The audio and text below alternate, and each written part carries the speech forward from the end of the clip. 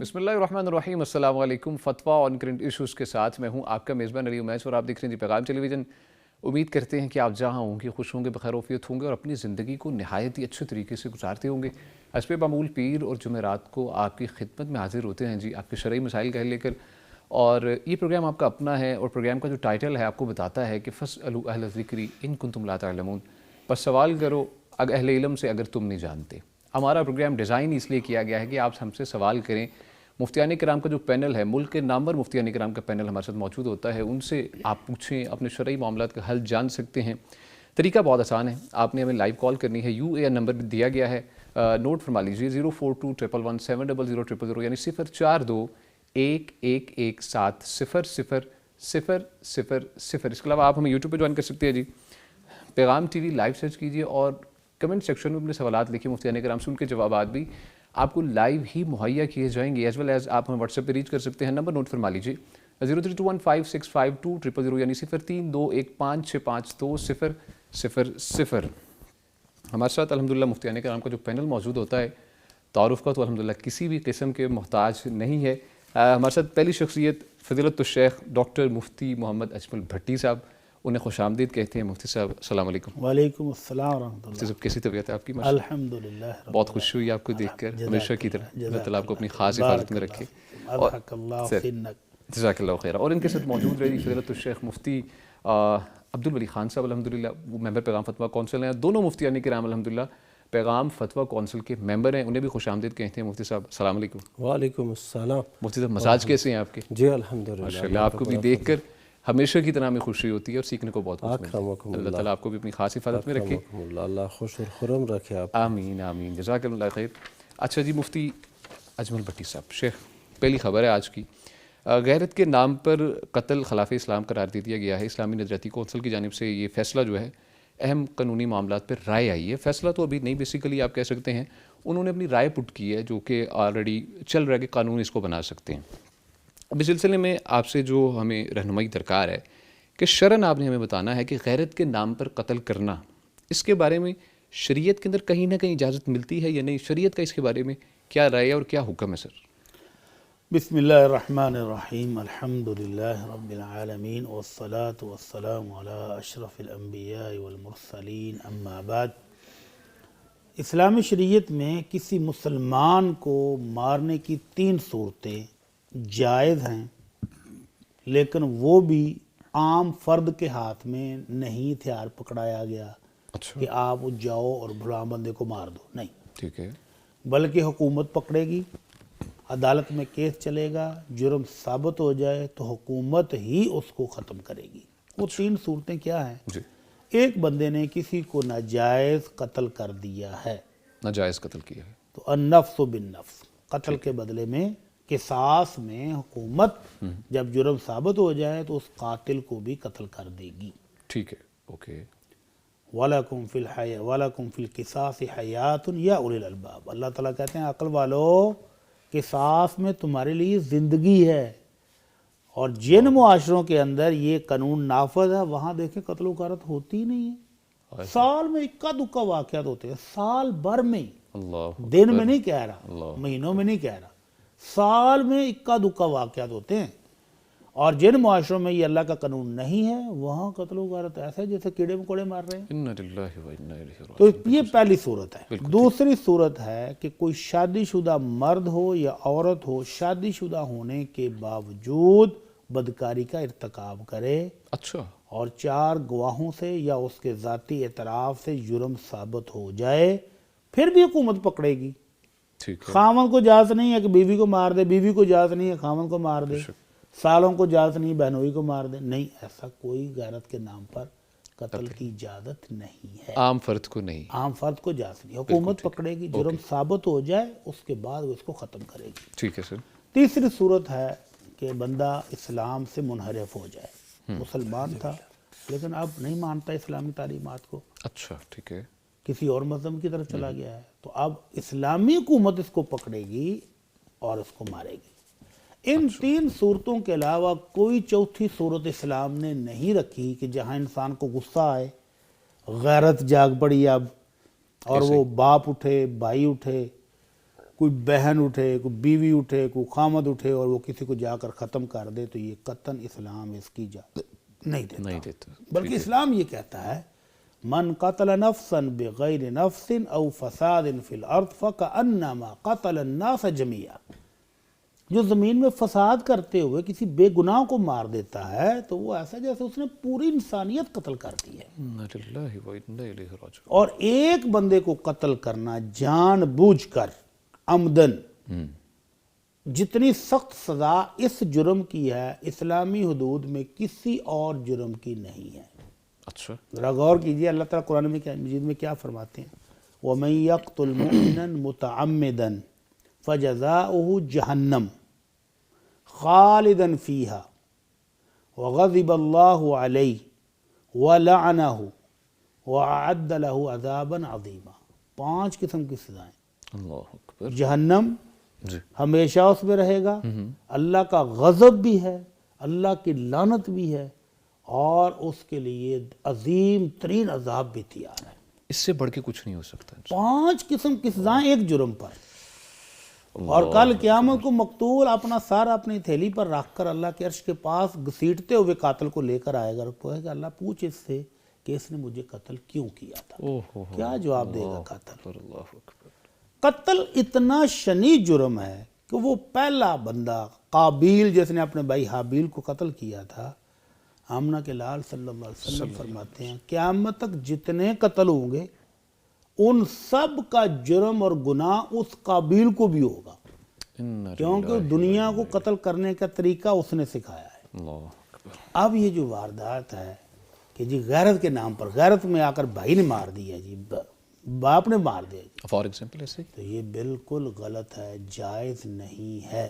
اللہ اکبر، سر جائز کیا ہے؟ جی سر، بیٹی ہے نا، عموماً ہوتا یہی ہے کہ حال اس بیٹی کا یا ہونا بہن چاہیے، جی جی بالکل، اس جرم کا ارتکاب کر بیٹھتی ہے اور پھر وہ بھائی مار دیتا ہے یا والد مار دیتا ہے، اس میں شکار بہن یا بیٹی۔ تو اس کا حل ہے بھائی، اگر اس نے کسی سے محبت کاری لی ہے، پہلی تو بات یہ ہے کہ آپ کی تربیت اتنی جاندار نہیں تھی کہ وہ اس کو اس جرم سے روک سکی۔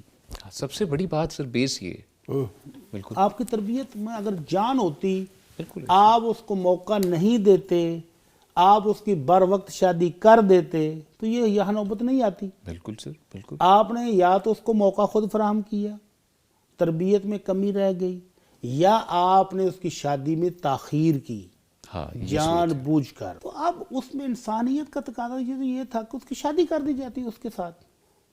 اب اس میں غرض کیا ہے نکاح کر کہ اس نے نکاح کی ہے، جی جی بالکل، تو وہ والدین کو خود کر دینا چاہیے، پہلے بالکل صحیح کہا، والدین کر دیں تو یہ محبت والے خود بھگتے رہیں گے۔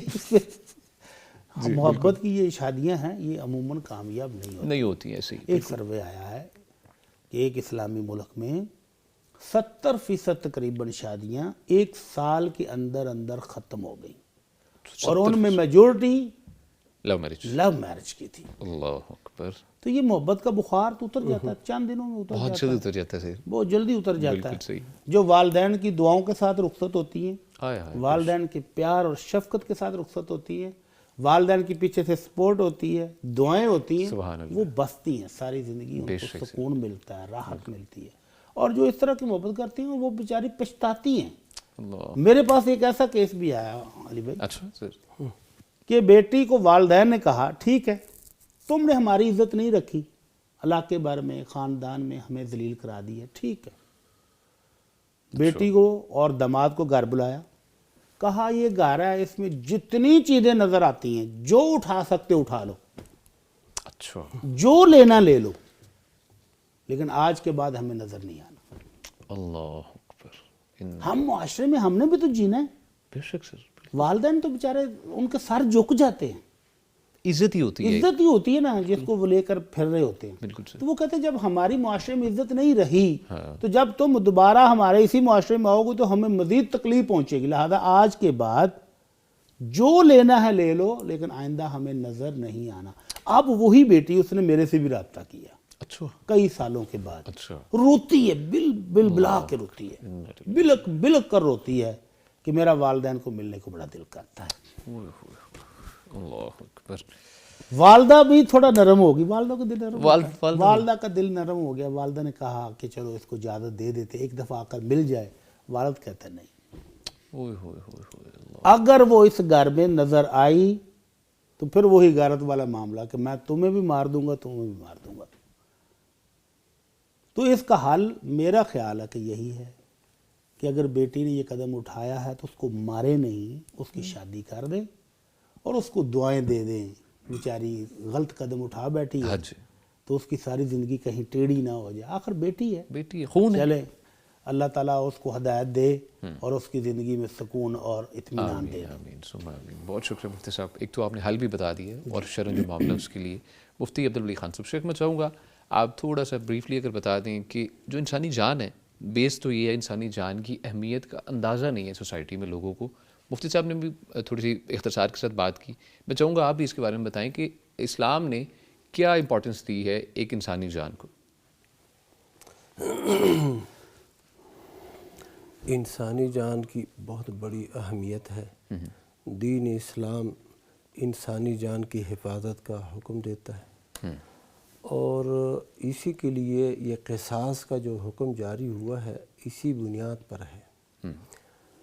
اور اللہ سبحانہ و تعالیٰ نے اس انسانی جان کی اہمیت کے متعلق فرمایا وَمَنْ قَتَلْ نَفْسًا بغیر نفس او فساد فی الارض فکأنما قتل الناس جمیعا، جو شخص کسی جان کو بغیر کسی وجہ کے، یعنی اس نے قتل نہیں کیا، بغیر کسی قتل نفس کے یہ اس کو قتل کرتا ہے، یا زمین کے اندر وہ فساد کرنے والا باغی نہیں ہے، حکومت کے خلاف تلوار اور اسلحہ اٹھانے والا نہیں ہے، تو پھر بھی اس نے اس کو قتل کر دیا، تو یہ ایسے ہے گویا تمام انسانیت کو قتل کرنا۔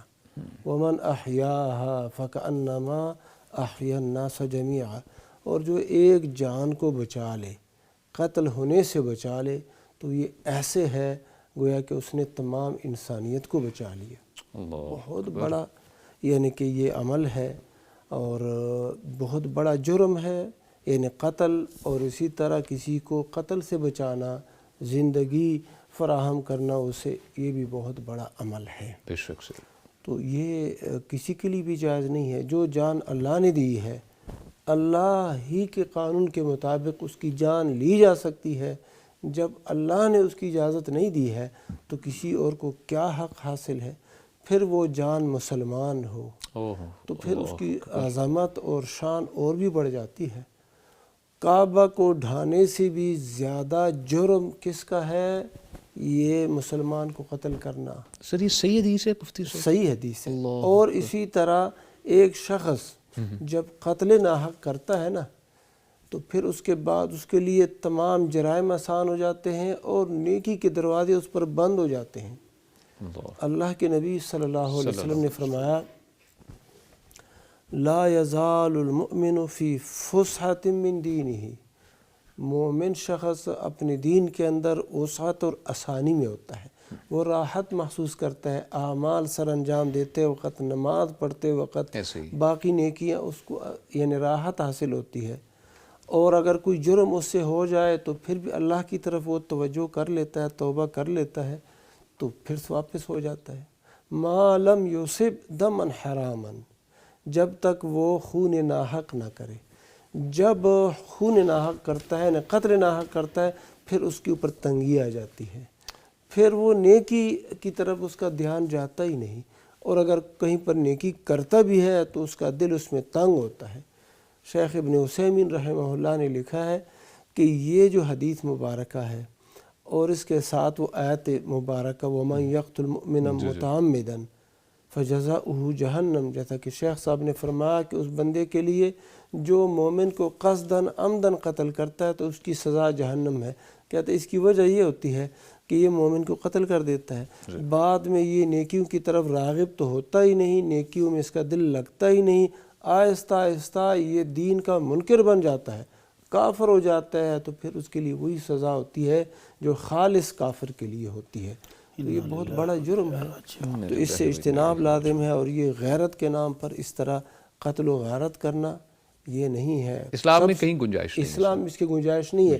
اسلام یہ بتاتا ہے کہ یہ اختلاط اور غیر محارم کو گھر میں آنے دینا، یہ کون آ رہا ہے؟ یہ ہمارا اچھا پڑوسی ہے، یہ ہمارے خالہ کا بیٹا ہے، یہ ہمارے اس کا بیٹا ہے، یہ ہمارے دور کا رشتہ دار ہے، وہ گھر میں آتا ہے، صاحب گھر میں ہوتے ہی نہیں، وہاں پر وہ آتا ہے، بیٹھتا ہے، گپ شپ ہوتی ہے، باتیں ہوتی ہے، شیطان جو ہے نا اپنا کردار ادا کرتا ہے، پھر یہ نتائج نکل آتے ہیں۔ پھر بھائی صاحب اٹھتا ہے بندوق لے کے، اس کو قتل کرتا ہے، بیٹی کو قتل کرتا ہے، بہن کو قتل کرتا ہے، یا دوسری کسی رشتہ دار خاتون کو قتل کرتا ہے۔ اللہ کے بندے پہلے سے اپنے یہ جو ہے نا گھر کے انتظام سنبھالو، تعلیم و تربیت کے تربیت کرو، تعلیم و تربیت ہو، اور سارا جو نظام ہے دین کی بنیاد پر ہو۔ سبحان اللہ، پھر کیسے یہ مسائل پیش آ جائے۔ بے شک سر، مفتی صاحب بجا فرمایا آپ نے۔ اللہ تعالیٰ سے دعا ہے کہ اللہ تعالیٰ دیکھنے والوں کو بھی توفیق عطا کرے، اور جو بچے ہیں ان کے لیے بھی اللہ آسانی کرے، اور آپ بھی سمجھیں کہ والدین کی عزت جو ہے وہ عزت ہے، اور والدین بھی سمجھیں کہ یہ جو غیرت کے نام پر قتل ہے اس کی اسلام میں بھی گنجائش نہیں اور قانون میں بھی گنجائش نہیں ہے۔ ہمارے ساتھ کالر ہے، ہم نے ایڈ کرتے چلیں۔ السلام علیکم۔ عبدالنصیب صاحب جی کو ہارٹ سے۔ السلام علیکم ورحمۃ اللہ وبرکاتہ۔ وعلیکم السلام عبدالنصیب صاحب، کیسے ہیں آپ جی؟ الحمدللہ، آپ سب ٹھیک ٹھاک خیریت سے سب؟ جی سر الحمدللہ، اللہ کا شکر۔ سوال پوچھیے۔ جی میرا سوال مفتی صاحب سے بات یہ ہے کہ والدین کتنے شریعت کی نگاہ سے گناہگار ہیں، ان کے کیا وعید ہے جو اپنے بیٹے یا خاص کر بیٹیوں کی شادی بر وقت نہیں کرتے، بلکہ ان کو بیٹھاتے ہیں گھر پہ 30 سال تک 28 سال تک، یا اس سے بھی زیادہ یا کم یا زیادہ؟ تو والدین کے لیے صحیح تنبیہ کیا ہے کہ کتنی جلدی شادی کریں، پھر اگر کوئی شادی نہ کرے تو پھر ان کے لیے کیا جرم ہے، سزا ہے والدین کے لیے، خاص کر اس دنیا میں اور آخرت میں؟ تو تفصیل سے بات کریں کہ تاکہ میں یہ لوگوں کو پیش کروں۔ یہاں پر ماحول کچھ اس طرح ہے۔ ٹھیک ہے، بہت شکریہ عبدالحسیب صاحب کو ہارٹ سے۔ مفتی اجمل پٹی صاحب، شیخ بہت امپورٹنٹ سوال ہے۔ اللہ اکبر۔ آج کل ہمارے ہاں کیریئر بنانا لڑکوں کے لیے تو زیادہ مسئلہ ہے، تو لڑکیوں کے لیے بھی شروع ہو گیا ہے۔ ایسے ہی ابھی لڑکی کا کیریئر بن رہا ہے، ابھی اس کی ایجوکیشن مکمل نہیں ہوئی ہے، ایسے ہی تو 100 بہانے ہیں شادیوں کو مؤخر کرنے کے۔ ایسے ہی کیریئر بھی بن گیا ہے، تعلیم بھی مکمل ہو گئی ہے، بیٹی MBBS ڈاکٹر بن کے 5-7 سال ہو گئے ہیں، کلینک چلا رہی ہے، اور اب والد کے پاس بہانہ کیا ہے؟ برادری نہیں مل رہی۔ اللہ اکبر۔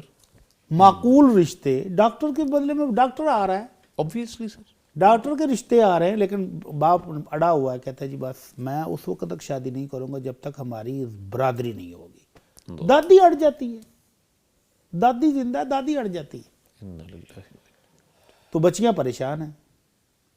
تو اگر اس حالت میں بزرگ پوچھ رہے ہیں کہ یہ وعید سزا کیا، وعید کیا؟ وعید کیا ہے ان کے لیے؟ میرا خیال ہے کہ اسلام میں ایسا کوئی وقت یا کوئی موقع آیا ہی نہیں ہے کہ اللہ کے نبی صلی اللہ علیہ وسلم سے کسی صحابی نے آ کر پوچھا ہو اس مسئلے کے متعلق۔ اللہ، میرے علم میں تو نہیں ہے کہ کسی بچی کی اتنی شادی لیٹ ہوئی ہو کہ بیٹی نے آ کر اللہ کے نبی صلی اللہ علیہ وسلم سے شکوہ کیا ہو کہ میرا والد میری شادی نہیں کر رہا۔ اللہ، بلکہ اسلام میں تو یہ تھا کہ بچی جیسے ہی بالغ ہوتی جاتی تھی فوراً اس کی شادی ہو جاتی تھی، جس کو طلاق ہوئی ہے اس کی عدت گزرتے ہی اس کی طرف شادی ہو جاتی تھی۔ فوراً ہو جاتی تھی۔ بیوہ کی، ایک بیوہ کی شادی عدت ختم ہوتے ہی ہوئی، دوبارہ اللہ کا کرنا، دوسرا کام بھی فوت ہو گیا، پھر شادی ہو گئی ہے، تیسرا فوت ہوا پھر شادی ہو گئی ہے۔ اسلامی تاریخ میں مجھے نہیں پتا کہ بچیوں کو اس طرح گھر میں بٹھایا گیا ہو اور بچیوں نے آ کر کو شکوہ کیا ہو۔ اس لیے والدین کو اس کوتاہی سے، یہ جرم کس طرح بنتا ہے جب والدین اس میں کوتاہی کریں گے۔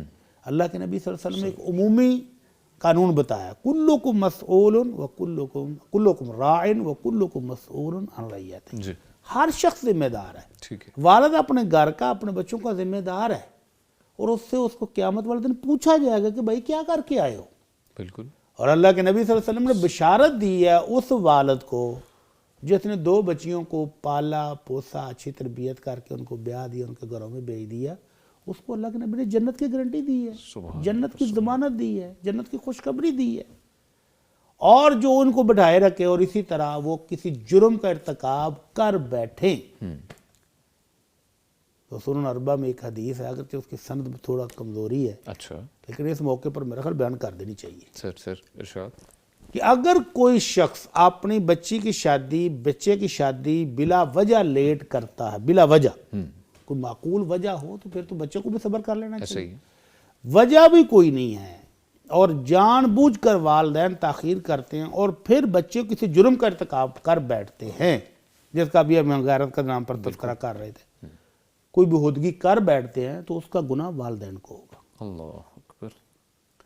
کیونکہ والدین سبب بنے ہیں اس جرم کا. ہاں تو اس لیے والدین کو اللہ سے ڈر جانا چاہیے اور بچوں کی بر وقت شادی کرنی چاہیے اور بلا وجہ بہانے بنا کر ان کو تاخیر ٹال مٹول نہیں کرنی چاہیے. ٹھیک ہے، بہت شکریہ بھٹی صاحب. مفتی عبدالولی خان صاحب. شیخ فرمائیے اس معاملے کے بارے میں، کیونکہ ہاٹ ٹاپک ہے ہمارے معاشرے کا، اس کے اندر تمام تر والدین کے لیے آپ کی جانب سے نصیحت بھی آپ نے فرمانی ہے، اور وعید شیخ جیسے بات کر چکے اس معاملے میں آپ سے بھی چاہوں گا. یہ شیخ صاحب نے بیان فرما دیا.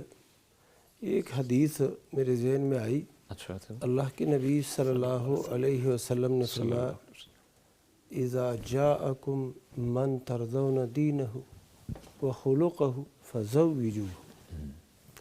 جب تمہارے پاس کوئی ایسا شخص آئے جس کا دین تمہیں پسند ہے اور اس کا اخلاق بھی تمہیں پسند ہے، پھر اس کے ساتھ اپنی بیٹی اپنی بہن کا نکاح کر دو. نہیں کرو گے تو پھر کیا ہوگا؟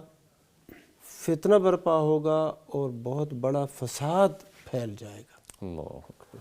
اب یہ جو فساد پھیلے گا، اس فساد میں یہ باپ شامل ہے، یہ بھائی صاحب شامل ہے. اس فتنے کے اندر یہ باپ اور یہ بھائی شامل ہے، ڈائریکٹلی انوالو ہے. ہاں بعد والدہ بھی، والدہ بھی، والدہ بھی، جو بھی اس شادی میں رکاوٹ ہے سارے وہ اس کے اندر شامل ہیں. اور مسئلہ یہ ہے کہ جب ایک شخص دیندار ہے، اخلاق اس کا اچھا ہے، اس نے پیغام نکاح بھی بھیج دیا ہے اور آپ کے پاس آیا ہے، اب آپ نہیں دیتے تو اللہ کے نبی صلی اللہ علیہ وسلم کی اس حکم کی مخالفت کر رہے ہو. اور اللہ کے نبی صلی اللہ علیہ وسلم کی اس حکم کی مخالفت کیا ہے؟ یہ بہت بڑا جرم ہے. فَلْيَحْذَرِ الَّذِينَ يُخَالِفُونَ عَنْ أَمْرِهِ أَن تُصِيبَهُمْ فِتْنَةٌ. ان لوگوں کو ڈرنا چاہیے کہ ان کو فتنہ پہنچے گا، آزمائش اور امتحان ان پر آئے گا جو اللہ کے نبی صلی اللہ علیہ وسلم کے حکم کی مخالفت کرتے ہیں، یا ان کو عذاب علیم پہنچے گا. یہ ایسی بات ہے کہ بیٹیوں کو بٹھائے رکھا ہے، یا تو بعض لوگ تو آج کے دور میں وہ کھانا شروع کر دیتے ہیں. بیٹی کما رہی ہے، معلمہ ہے، طبیبہ ہے، کوئی ڈاکٹر ہے، کیا نہیں ہے، وہ پیسے آ رہے ہیں تو کہتے ہیں بس کہتے ہیں اگلے گھر نہ چلے جائیں گے. اچھا، یا پھر زمین ہوتی ہے. ہاں جی بالکل. وہ زمین اب یہ شادی ہو جائے گی تو پھر شادی ہونے کے بعد جب باپ فوت ہوگا تو اس کے بعد تقسیم جائیداد ہوگی، وہ ادھر بھی جائے گا. تو یہ کیسے؟ اس کو گھر میں ہی رکھو. بعض علاقوں میں قرآن کے ساتھ تو کہتے ہیں شادی اس کی ہو رہی ہے، بعض وہ کہتے ہیں کہ نہیں اب اس نے شادی کرنی نہیں ہے، وہ بس بی بی بنا دیں، نیک بی بی، بزرگ. وہ لوگوں کو دم کرے گی، تسبیحات پڑھے گی، ذکر اذکار کرے گی، اجرے میں بند رہ کر اللہ اللہ کرے گی. مقصد یہی ہوتا ہے کہ جائیداد اس کو نہیں دینی ہے. سراسر زیادتی نہیں سر، ظلم ہے. زیادتی چھوٹا لفظ آپ بول رہے ہیں، ظلم ہے، ظلم. اور ایک کیس میرے پاس ایسا بھی آ چکا ہے کہ شادی ہونے کے بعد والدہ رکاوٹ بنی ہوئی ہے رخصتی میں. وجہ کیا ہے؟ داماد مالدار ہے. اب یہاں الٹ ہو رہا ہے. داماد مالدار ہے، اس نے اپنی ساس کو گھر بھی بنا کر دی ہے، داماد نے گاڑی بھی لے کر دی ہے. ٹھیک ہے. تو اب ساس لالچ میں آ گئی ہے، مزید بٹورنے کے لیے بیٹی کو گھر بٹھایا ہوا ہے، اس کو جوڑنے نہیں دے رہی. بالآخر بیٹی گھر سے بھاگ گئی کہ نکاح تو میرا ہوا ہے، اب میں کیوں بیٹھی ہوئی ہوں. بالکل. والد کو کہتی تھی، والد کہتا تھا بیٹی میں مجبور ہوں، میں تمہاری ماں کے آگے بول نہیں سکتا. لڑائی پڑ جائے گی گھر میں، جھگڑا ہوگا، فساد ہوگا، میں کچھ نہیں کر سکتا. البتہ اگر تم جانا چاہو تو میں تمہارے ساتھ ہوں. یہاں تک کے معاملات ہیں. تو ایسے والدین کو اللہ سے ڈر جانا چاہیے، جیسے شیخ صاحب نے آیت پڑھی کہ ان کو اللہ کے دردناک عذاب کا خوف ہونا چاہیے کہ کہیں وہ اس عذاب کا شکار نہ ہو جائے.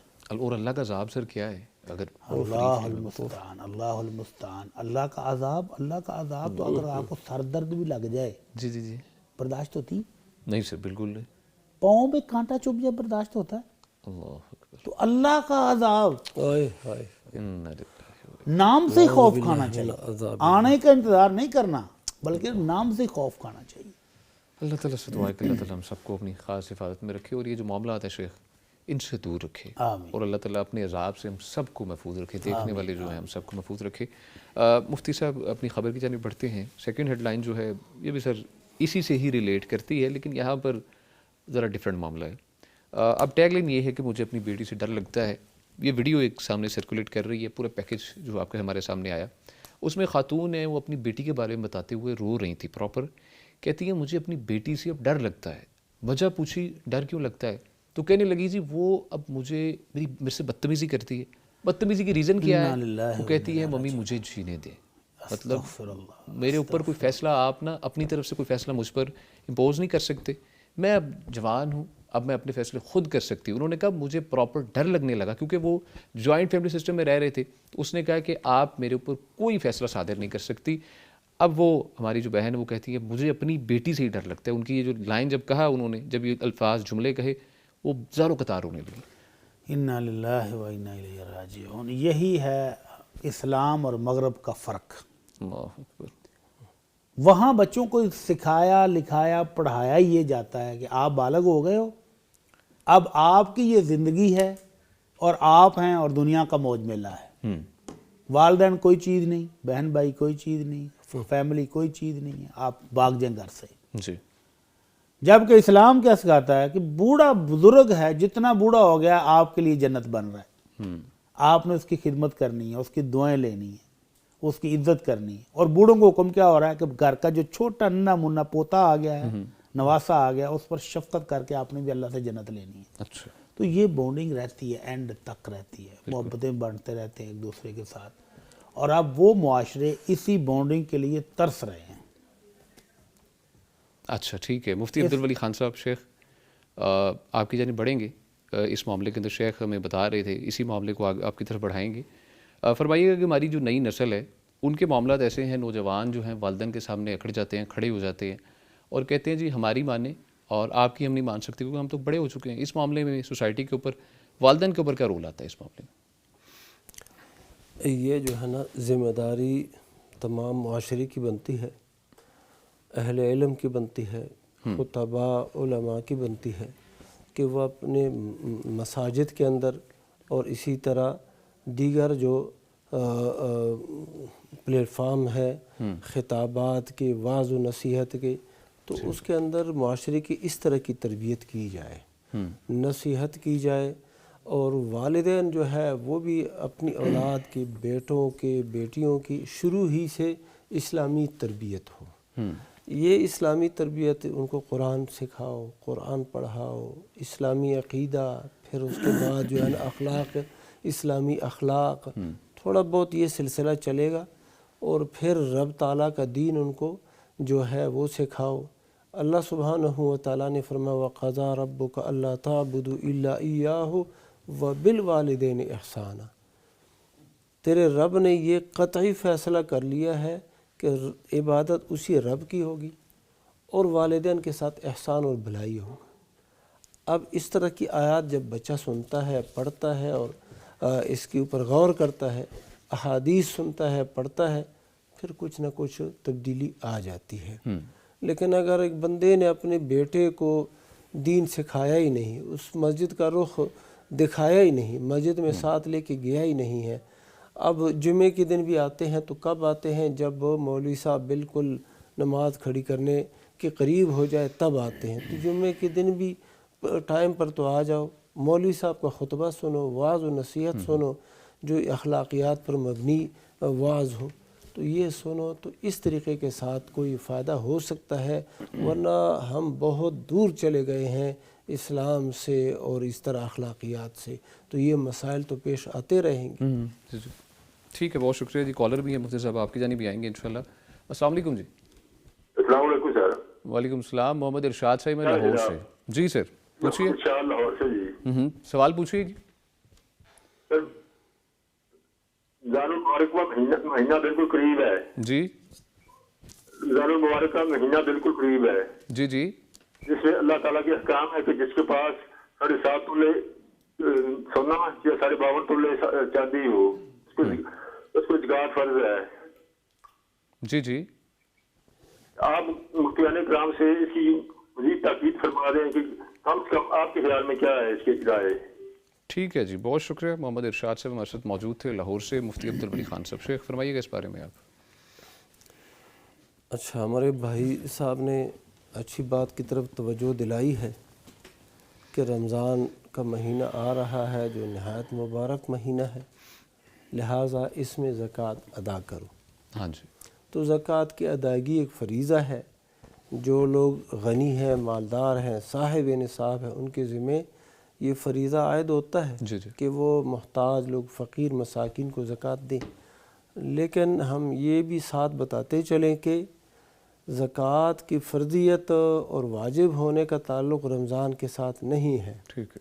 अगर एक शख़्स है और उसके ऊपर ज़कात जो है वो साहिब निसाब बन गया है रबीउल अव्वल के महीने में, तो जैसे ही दूसरा रबीउल अव्वल आएगा तो वो ज़कात अदा करेगा, वो रमज़ान का इंतज़ार नहीं करेगा। अच्छा एक शख़्स जो है ना जुमादा अल आखिरा में उस साहिब निसाब बन गया है, दूसरे साल में जुमादा अल आखिरा जैसे ही शुरू होगा तो इसके ज़िम्मे है कि वो ज़कात अदा करे। और अगर एक शख़्स साहिब निसाब बन गया है रमज़ान के महीने में तो दूसरा जब रमज़ान आएगा वो ज़कात अदा करेगा। ठीक है। तो रमज़ान के साथ ज़कात का ताल्लुक़ नहीं है। अच्छा रमज़ान ये ज़कात का ताल्लुक़ जो है वो साल के साथ है और निसाब के साथ है। अच्छा जब बंदा साहिब निसाब हो जाए, 52.5 तोला चांदी जिसको कहते हैं, यानी 595 ग्राम चांदी किसी के पास हो या इसकी मालियत पैसे किसी के पास हो, उस पर साल गुज़र जाए तो इसके ज़िम्मे ज़कात लाज़िम है। या 85 ग्राम सोना जिसको 7.25 7.5 तोला सोना ये उसके पास हो, साल गुज़र जाए उसके ऊपर तो उसके ज़िम्मे ज़कात लाज़िम है। ठीक है। तो लेकिन ये है जी बेसिक जो उसूल है वो साल गुजरने का है, साल रमज़ान गुजरने का का नहीं। ठीक है। मुफ्ती अजमल भट्टी साहब, शेख इस बारे में फरमाइएगा आप। जी शेख ने बड़ी वजाहत कर। वज़ाहत ठीक है सर। अच्छा मुफ्ती साहब, पूछा ये क्या है मुफ्ती अजमल भट्टी साहब, मुझे कोई ज़रूरत पेश आए तो मैं अपने छोटे बच्चों से कहती हूँ कि वो दुआ करें, क्योंकि मेरे जहन में ये बात है कि वो मासूम होते हैं और उनकी दुआएं जल्दी कबूल होती हैं। ये उनका अपना ज़ाती ख्याल ही है।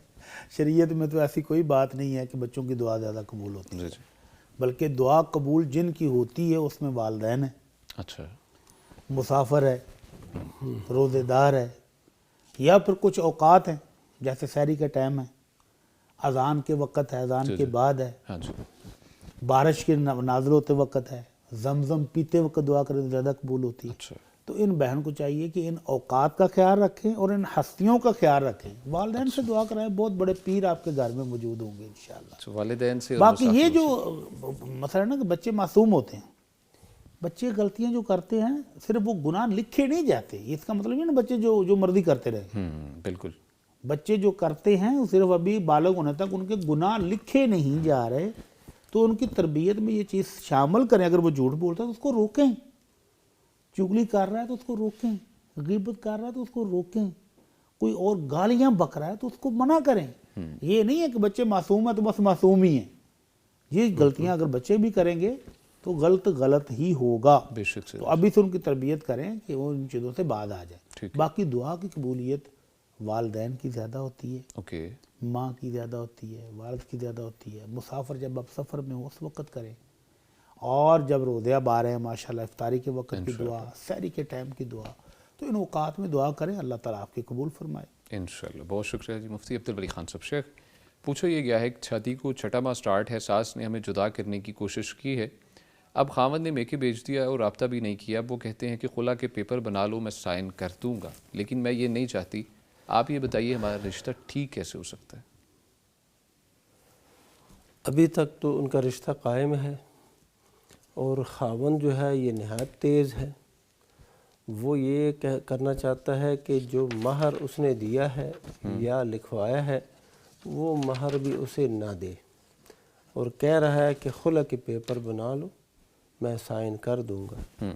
अगर इस बंदे को یعنی جدائی کا اتنا ہی شوق ہے تو خلا کے پیپر بنوانے کی کیا ضرورت ہے، اس کو طلاق دے دے، ہاں خود دے، بالکل طلاق دے دے تاکہ اس کے ذمہ وہ مہر تو لازم ہو جائے نا، مہر بھی دے دے اور جو دیا ہے وہ واپس لینا نہ پڑے۔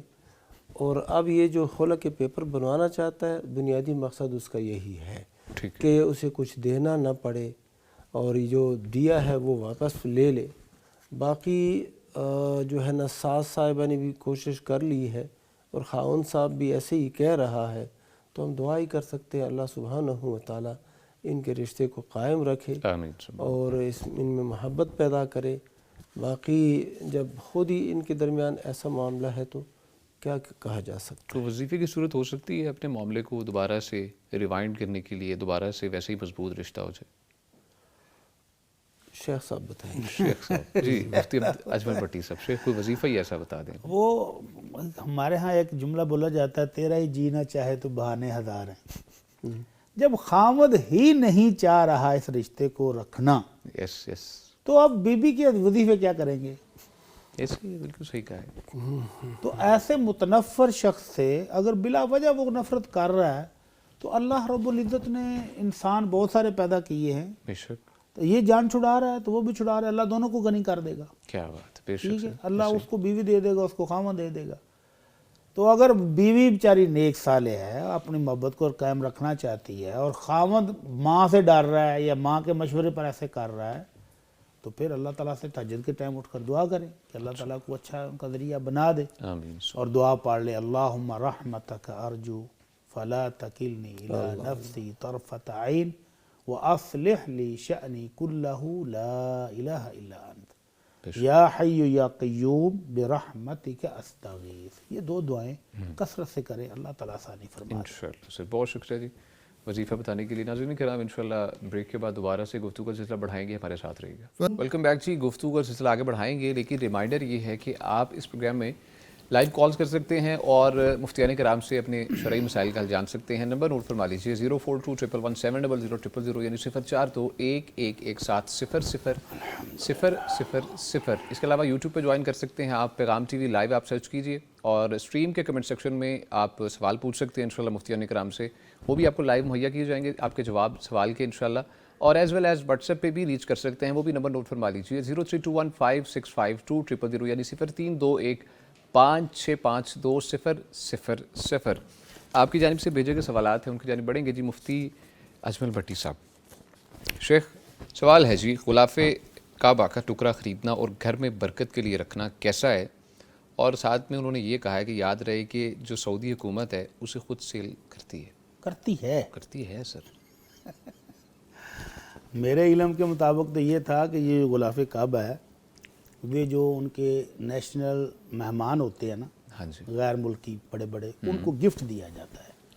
یہ ایک نئی انفارمیشن ہے کہ اس کو باقاعدہ بیچا بھی جاتا ہے، میرے نہیں خیال کہ یہ ایسا ہوگا۔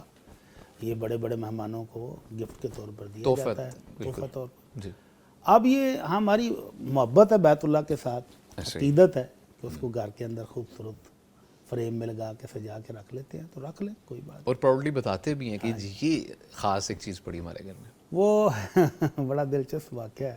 جی جی، بیت اللہ کی کوئی تعمیر مرمت کا کام ہو رہا تھا، اچھا، تو ایک پاکستانی حاجی مجھے کہتا ہے جی وہ لوگ لکڑی کا باکس لگا کے اندر کاریگر کو اندر داخل کر دیتے ہیں، وہ کام کرتا رہتا ہے، باہر طواف چلتا رہتا ہے۔ ہاں جی، تو وہ کہتے ہیں نماز کا ٹائم ہوا نا، تو ایک دم وہ مستری نکلا باہر، تو میرا دا لگ گیا، میں نے ایک بڑا سارا پتھر پکڑ لیا اندر سے۔ اللہ اکبر، آپ جو پیچھے مجھے دیکھ رہا تھا اس نے مجھے کونی ماری، آدھا میرے نہیں تو میں 10 لگ گیا۔ اللہ اکبر، سبحان اللہ، سبحان تو یہ ہمارے لوگوں کی محبت اور عقیدت کا یہ عالم ہے اللہ اکبر۔ کہ یہ پینٹ بھی نہیں چھوڑتے، اوہ، پرانا پینٹ کھرچ کے اگر کوئی کاریگر اتار رہا ہے نا تو یہ اس پر لڑ پڑتے ہیں کہ یہ پینٹ مجھے دیں۔ سبحان اللہ، سبحان اللہ۔ تو اس طرح کی عقیدت، اب اس کو کیا کہہ سکتے ہیں؟ سر محبت کی ریزن بھی تو ایک خاص ہے نا۔ ہاں جی، حضور وہ اقدس بیت صلی اللہ اللہ علیہ کے وسلم، ساتھ محبت ہے، مسجد نبوی کے ساتھ محبت ہے، ہاں جی، تو اس محبت کے اندر آ کر کوئی بندہ اگر ایسا کرتا ہے تو کر لے۔ کر لیں، ٹھیک ہے، بہت شکریہ جی مفتی عبدالولی خان صاحب۔ شیخ آپ فرمائیے اس بارے میں جی کہ کیا خیال ہے آپ کا اس معاملے کے بارے میں، غلاف کعبہ کے متعلق؟ جو غلاف کعبہ ہے تو اس لحاظ سے تو واقعی ایک بہت ہی نا ایک عظیم شے ہے بے شک بے شک. کہ کعبۃ اللہ کے ساتھ وہ مس ہوا ہے، ٹچ ہوا ہے. لیکن اب اس کے اندر مزید برکت سمجھنا ہاں جی. کہ اس کو ہم اپنے گھر میں رکھیں گے تو اس سے برکت ہوگی، اچھا اس کا ثبوت میرے علم کے مطابق نہیں ہے. اچھا ٹھیک اور ہے. اس کے اندر برکت سمجھنا بھی درست نہیں ہے. اچھا جی چلے سر، بہت شکریہ جی. جی مفتی عبدالولی خان صاحب سے اگلا سوال ہے جی. ٹیموں کے باہمی تعاون سے ٹرافی خرید کر فاتح ٹیم کو ٹرافی دینا یہ جوا تو نہیں ہے سر؟ جوا ہی ہے. سر یہ کیسے جوا ہے؟ ہاں جی. اچھا جی. اب یہ دیکھو نا، جی سر. ایک فاتح ٹیم کو جی جی ٹرافی دی جا بالکل. رہی ہے ہاں جی. تو باقیوں کو کیا مل رہا ہے؟ پیسے تو سب نے ڈالے ہیں. سب نے ڈالے، ہزار روپے سب نے ڈالے ہیں. ہاں جی سر. اور وہ جو فاتح ٹیم ہے اس نے بھی 1000 روپے ڈالا ہے. ہاں جی بے شک. تو اب 10,000 روپے بن گئے ہیں. اس ہاں کی جی. ٹرافی خریدی گئی. بالکل. ان کو کیا ملا ہے؟ کچھ یہ نہیں جو ملا. کچھ بھی نہیں ملا. جو رنر اپ ہے ان کو تو کچھ نہیں نہیں ملا. ملا. تو یہ جوئے والی شکل ہے. اچھا. اس کے بارے میں ہم نے پہلے بھی ایک دفعہ بات کی تھی. اس کا جو درست طریقہ ہے وہ یہ ہے کہ باہر کا بندہ وہ ٹرافی خریدے یا کوئی بھی چیز انعام کے طور پر وہ رکھے، اور جو بھی فاتح ٹیم ہو اس کو یہ تحفہ دیا جائے گا، یہ ٹرافی دی جائے گی. پھر بالکل ٹھیک ہے. اچھا پیسے ایڈ نہیں کرنے ہاں کسی جی. یا یہ ہے کہ ایک طرف وہ یہ کہے، ایک ٹیم یہ کہے کہ ہم یہ ٹرافی اپنی طرف سے خریدتے ہیں، جو جیتے گا وہ لے لے گا. اور یعنی کہ اگر ہم نے لے لی ہاں ہاں بالکل ٹھیک ہے، اور ہم جیت گئے تو ہم لے لیں گے، اپنی ٹرافی ہے. اگر دوسرا بندہ جیتے گا وہ لے لے، ہم اس سے مطالبہ نہیں کرتے کہ وہ بھی اس میں. فیس کے بغیر. ہاں جی. نہیں سر. اچھا اس میں میری انٹری بات فیس کے انٹری بغیر فیس کے جب بغیر. مقابلہ ہو جی جی. تو جو جیتے وہ لے لے. اچھا جیسے کہ شیخ نے فرمایا کیونکہ ایک ٹیم نے ہی بائی کر لی. اب اس صورت میں بھی ہوتا یہی ہے کہ فار ایگزامپل ٹیم ہی حصہ لیتی ہے. بیسیکلی میچز ہوتے ہیں گریجولی ہوتے ہیں. پہلے آپ کا کوارٹر فائنل ہے، سیمی فائنل، اس کے بعد گریجولی جو بھی میچز ہوتے ہیں اب سب اکٹھا تو کرتے ہیں. اب وہ کہتے ہیں ایکسپینس آتے ہیں ٹورنامنٹ کروانے کے، بال کے، ساری چیزیں. اگر تو ٹرافی اسی پیسوں سے خریدی گئی ہے ہاں اسی سے ہی خریدی جاتی ہے سر. تو پھر تو جوا ہے نا. اچھا پھر جوا ہے. پھر جوا ہے. اچھا اور اگر وہ ٹرافی مثلا کو سپانسر مل گیا ان کو، ہاں اسپانسر بھی مل جاتے ہیں. کولا کے کچوئی صاحب وی آئی پی مہمان تھا تو اس نے کہا یار ٹرافی کے پیسے میں دوں گا، ٹھیک ہے. پھر جو جیتے وہ لے لے، اس کا حق ہے. اچھا اور وہ خرچ ویسے پیسے ہو سکتے ہیں بالز کے اوپر یا دوسری چیزوں ظاہر ہے کے وہ ایکسپرٹس ہوں گے نا، ایکسپینسز خرچ پہ. کریں. ٹھیک ہے سر. تھینک یو سو مچ. بہت شکریہ جی. کالر ہیں. السلام علیکم. جی وعلیکم السلام. جی نذیر سیال صاحب ہیں جی اکاڑا سے. سر کیسے ہیں آپ جی؟ جی الحمدللہ جی آپ سب ٹھیک ہیں جی. مفتی صاحبان کو آپ کو جی آداب اور سلام جی. وعلیکم السلام. الحمدللہ اللہ کا خاص کرم ہے جی. سوال آپ کا کیا ہے پوچھیے مفتی صاحب سے. جی سوال سر یہ ہے کہ ہمارے محلے میں نا سر سورت ملک کے بارے میں جو ہے کہ کچھ بزرگوں نے نا یہ طریقہ کو از خود بنایا ہے جی. کیا سر بنایا ہوا ہے؟ کہ وہ سر نا عشاء کے بعد تو کچھ لوگ ابھی نماز پڑھ رہے ہیں ہوتے ہیں، کچھ نے پڑھ لی ہوتی ہے تو وہ کہتے ہیں کہ ایک بندہ سورت ملک پڑھے گا اچھا اور باقی بیٹھ کے سنیں گے. اچھا کچھ تو جو آرام سے نماز پڑھنے والے ہیں جیسے ہم کچھ ڈسٹرب بھی ہو جاتے ہیں اس میں کیونکہ وہ اونچی آواز سے سورت ملک پڑھنا شروع کر دیتے ہیں. ٹھیک ہے. تو ہم کہتے ہیں کہ جی حضور نے فرمایا ہے کہ سورت ملک پڑھ کے سویا کرو، تو آپ کہتے ہیں کہ سن کے سویا کرو. اچھا تو ہمارا اختلاف رہتا ہے ان کے بارے میں نا جی. ٹھیک ہے. ٹھیک ہے جی. بہت شکریہ نذیر سیال صاحب آپ نے کال کی اکاڑا سے. مفتی اجمل بٹی صاحب شیخ فرمائیے گا اس بارے میں. سنت نبی صلی اللہ علیہ وسلم کے اندر ہی ہر طرح کی خیر ہے، ہر طرح کی برکت ہے. خیر الحدی حدی محمد صلی اللہ علیہ وسلم. بہترین طریقہ، بہترین سیرت، بہترین عمل کی راہ اللہ کے نبی صلی اللہ علیہ وسلم کی. بے شک. تو نبی کریم صلی اللہ علیہ وسلم سورہ ملک رات کو سوتے وقت پڑھنے کا حکم دیا ہے، تو سوتے وقت پڑھ لیں، اپنی اپنی پڑھیں. اس طرح اجتماعی طور پر پڑھنے کا نہ آپ نے طریقہ بتایا ہے، نہ صحابہ کرام سے ثابت ہے، اور نہ ہی یہ کو ابھی سونے کا ٹائم ان کا ہوا ہے. بے شک. عشاء کی نماز پڑھ کے جائیں گے، ہو سکتا ہے ابھی کھانا کھانا ہو، ابھی گپے شپے مارنی ہو، کب سوئیں گے؟ نارملی تو یہی ہوتا تو اس لیے یہ طریقہ ان کا بزرگوں کا غلط ہے. اور خاص طور پر جب ابھی نماز پڑھنے والے نمازی بھی موجود ہیں تو اونچی آواز سے تلاوت کی جائے، ان کی نماز میں خلل آئے تو یہ بھی درست نہیں ہے. ٹھیک ہے سر. تو اس لیے ان بزرگوں کو اپنے طریقہ کار پر نظر ثانی کرنی چاہیے. ایک بندہ پڑھے اور باقی صرف سنیں تو اس کفایت نہیں کرے گی. اچھا ٹھیک ہے. اگر سونے کے اذکار میں اس کو پڑھ رہے ہیں تو ہر بندے کو اپنی اپنی پڑھنی پڑے گی, خالی سننے سے فائدہ نہیں ہوگا. سب کو ایک کافی نہیں ہوگی. نہیں. ٹھیک ہے سر, بہت شکریہ مفتی عبدالولی خان صاحب. شیخ فرمائیے اس بارے میں. جی ہاں, یہ بعض علاقوں میں بڑا رواج ہے. اچھا جیسے ہی عشاء کی نماز پڑھ لی جاتی ہے جی تو پھر وہاں پر یہ حلقہ بن جاتا ہے اور امام صاحب کی ذمہ داری ہوتی ہے کہ وہ سورہ ملک پڑھے گا. اچھا. اور بعض جگہوں میں امام صاحب کو نکالا جاتا ہے, وہ سورہ ملک نہیں پڑھتا. اللہ. یہ سورہ ملک پڑھتا ہے, وہ نہیں پڑھتا, اس کو نکالو, اس کو رکھو. یہ ایسے مسائل بھی آتے ہیں. حالانکہ اللہ کے نبی صلی اللہ علیہ وسلم نے اس طرح اجتماعی طور پر بیٹھ کے اور پھر مسجد میں سورہ ملک کی تلاوت کرنا یہ ثابت نہیں ہے, صحابہ کرام سے ثابت نہیں ہے. حتیٰ کہ یہ جو فقہا ہے, فقہائے کرام, ائمہ اربعہ اور بعد کے, انہوں نے بھی یہ نہیں کہا. یہ بات کے ادوار میں جیسے ہی جدت آتی ہے, کوئی نئی چیز بھی لوگ دین میں شامل کر دیتے ہیں, ایسے ہی تو وہ اپنے گھر میں پڑھے گا, گھر کے اندر برکت ہوگی اور وہ بچے بیوی وغیرہ ان لوگوں کو بھی فائدہ پہنچے گا.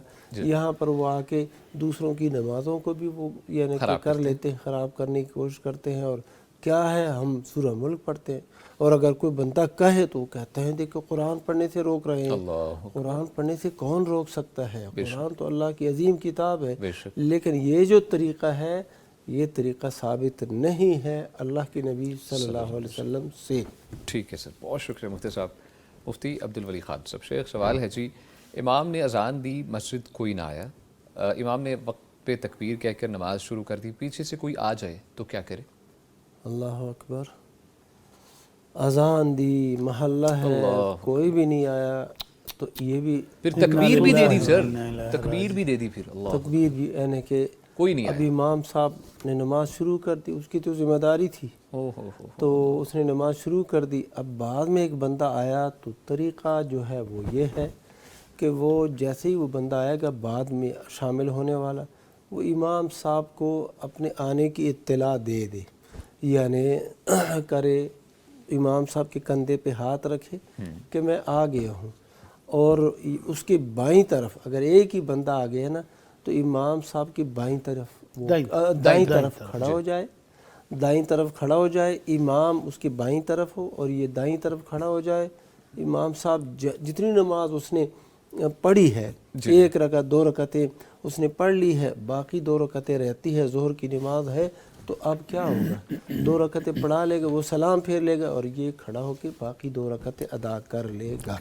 ٹھیک ہے, یہی طریقہ ہے. ٹھیک ہے سر, بہت شکریہ. لیکن یہ جو نا حیرانگی کی بات ہے, بہت زیادہ, اور یہ ایسا ہی ہوتا ہے. ہوتا ہے سر, ہوتا ہے, ایسا ہی ہوتا ہے.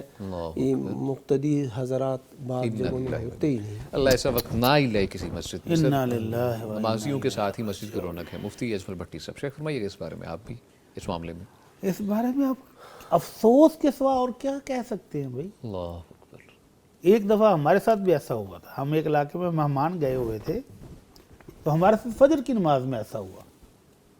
ہم ابا جی کے ساتھ تھے, والد صغیر امی اور ہمارے بھائی, ہم 3 افراد تھے. اچھا. ہم جب مسجد میں پہنچے تو امام صاحب اکیلے بیچارے اذان پڑھ کے بعد میں منتظر تھے کہ کوئی بندہ آئے تو جماعت کرائیں. اللہ اکبر. تو ہم مہمانوں کے علاوہ پوری بستی سے ایک بندہ بعد میں آیا. تو یہ المیہ ہے, مسجدیں خالی ہیں, اور اگر باہر کوئی بندر کا ناچ دکھانے والا آ جائے تو وہاں پاؤں رکھنے کی جگہ نہیں ہوتی ہے. بے شک, بے شک سر, صحیح. تو اللہ تعالیٰ مسلمانوں کو ہدایت دے اور نمازوں کا اہتمام کرنے کی توفیق عطا فرمائے. آمین. بہت شکریہ مفتی صاحب. ڈاکٹر صاحب فرمائیے گا, پوچھا یہ گیا ہے کہ باجرے کی فصل ہوئی ہے, اس کا عشر مدرسے کو دینا ہے, تو گندم کی صورت میں دوں یا پیسے کی شکل میں؟ یہ کیا بات ہوئی ہے سر, باجرے کی فصل ہوئی ہے تو باجرہ ہی دے. اچھا, وہ گندم ہی پوچھ رہے ہیں سر, مطلب باجرہ ہی دے دیں. جی سر, ٹھیک ہے, اوکے. اور اگر باجرہ مدرسے والوں کی ضرورت نہیں ہے تو اتنی مقدار کے پیسے دے دیں.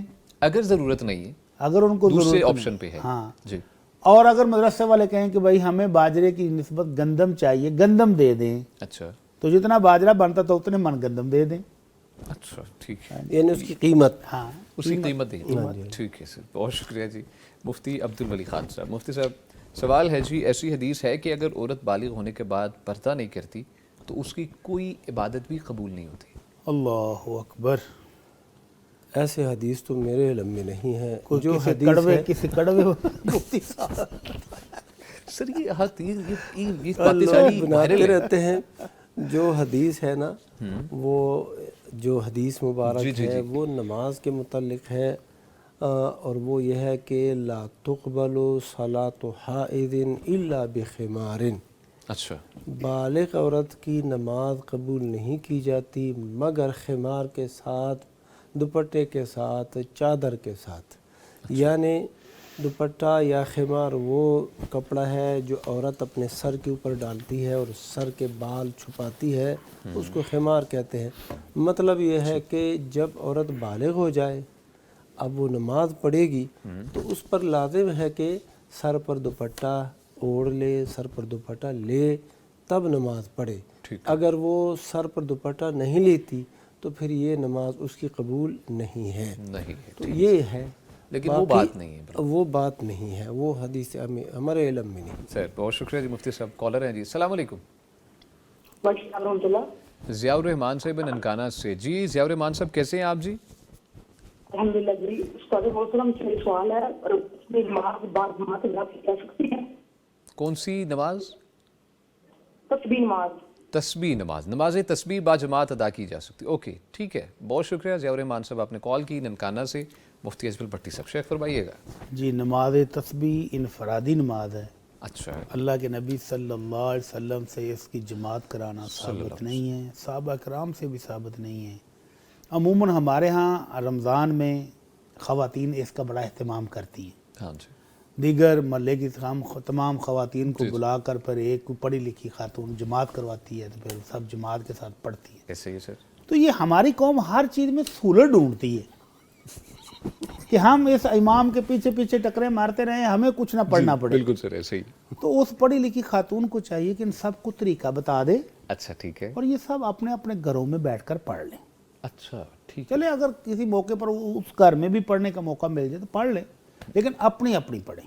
اپنی اپنی تو پڑھنی. ان کو طریقہ بتا دیں، سکھا دیں، اچھی طرح تعلیم دے دیں، اور اس کے بعد ہر خاتون کو اپنی اپنی ہی پڑھنی چاہیے، کیونکہ جماعت اللہ کے نبی صلی اللہ علیہ وسلم سے ثابت نہیں ہے. صلی اللہ علیہ وسلم سے. ٹھیک ہے سر، بہت شکریہ جی. مفتی عبدالولی خان صاحب. مفتی صاحب سوالات کی جن پڑھتے ہیں جو واٹس ایپ پہ میں مبذول ہوئے ہیں. پوچھا یہ گیا ہے کہ ایک شخص معمول کے اذکار جمعے کے دن بھی کرتا رہے، درود کی کثرت نہ کرے، تو گناہ گار تو نہیں ہوگا کیا؟ بالکل گناہ گار نہیں ہوگا. اور یہ جو خیال رکھنا کہ اس نے درود شریف نہیں پڑھا تو اب یہ گناہ گار ہو گیا ہے، یہ خیال رکھنا صحیح نہیں ہے. درود شریف پڑھنا بہت بڑی سعادت ہے. بے شک. اور ایک دفعہ درود شریف پڑھنے سے اللہ سبحانہ و تعالیٰ 10 رحمتیں نازل فرماتا ہے اس بندے پر، اور اس کے 10 گناہ معاف فرما دیتا ہے، 10 درجات بلند کر دیتا ہے. لیکن اگر کوئی نہ پڑھے تو وہ گناہ گار نہیں ہے.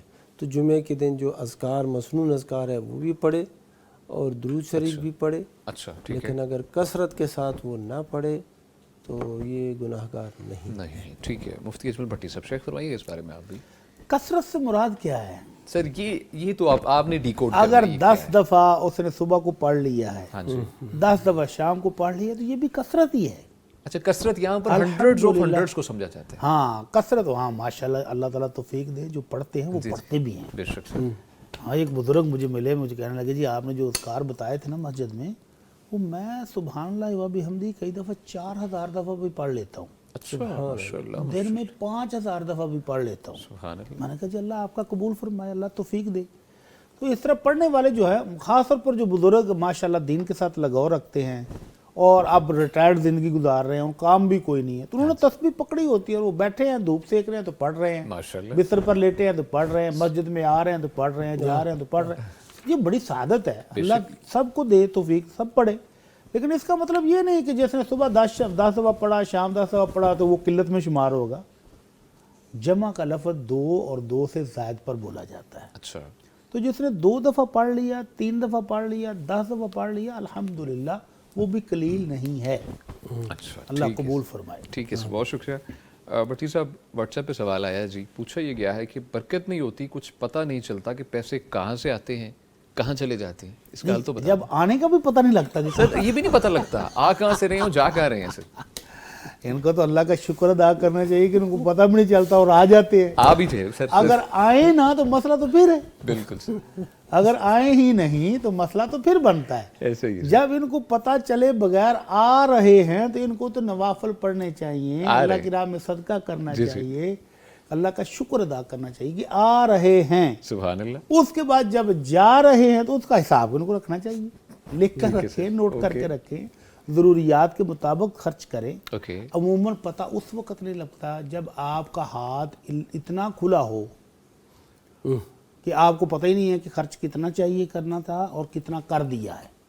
اللہ تعالیٰ نے اسراف سے اور بخل دونوں سے منع کیا ہے, بلکہ اسراف کرنے والوں کو زیادہ برا گردانا ہے. فرمایا ان المبذرین کانوا اخوان الشیاطین, کہ جو فضول خرچی کرنے والے ہیں وہ تو شیطان کے بھائی ہیں.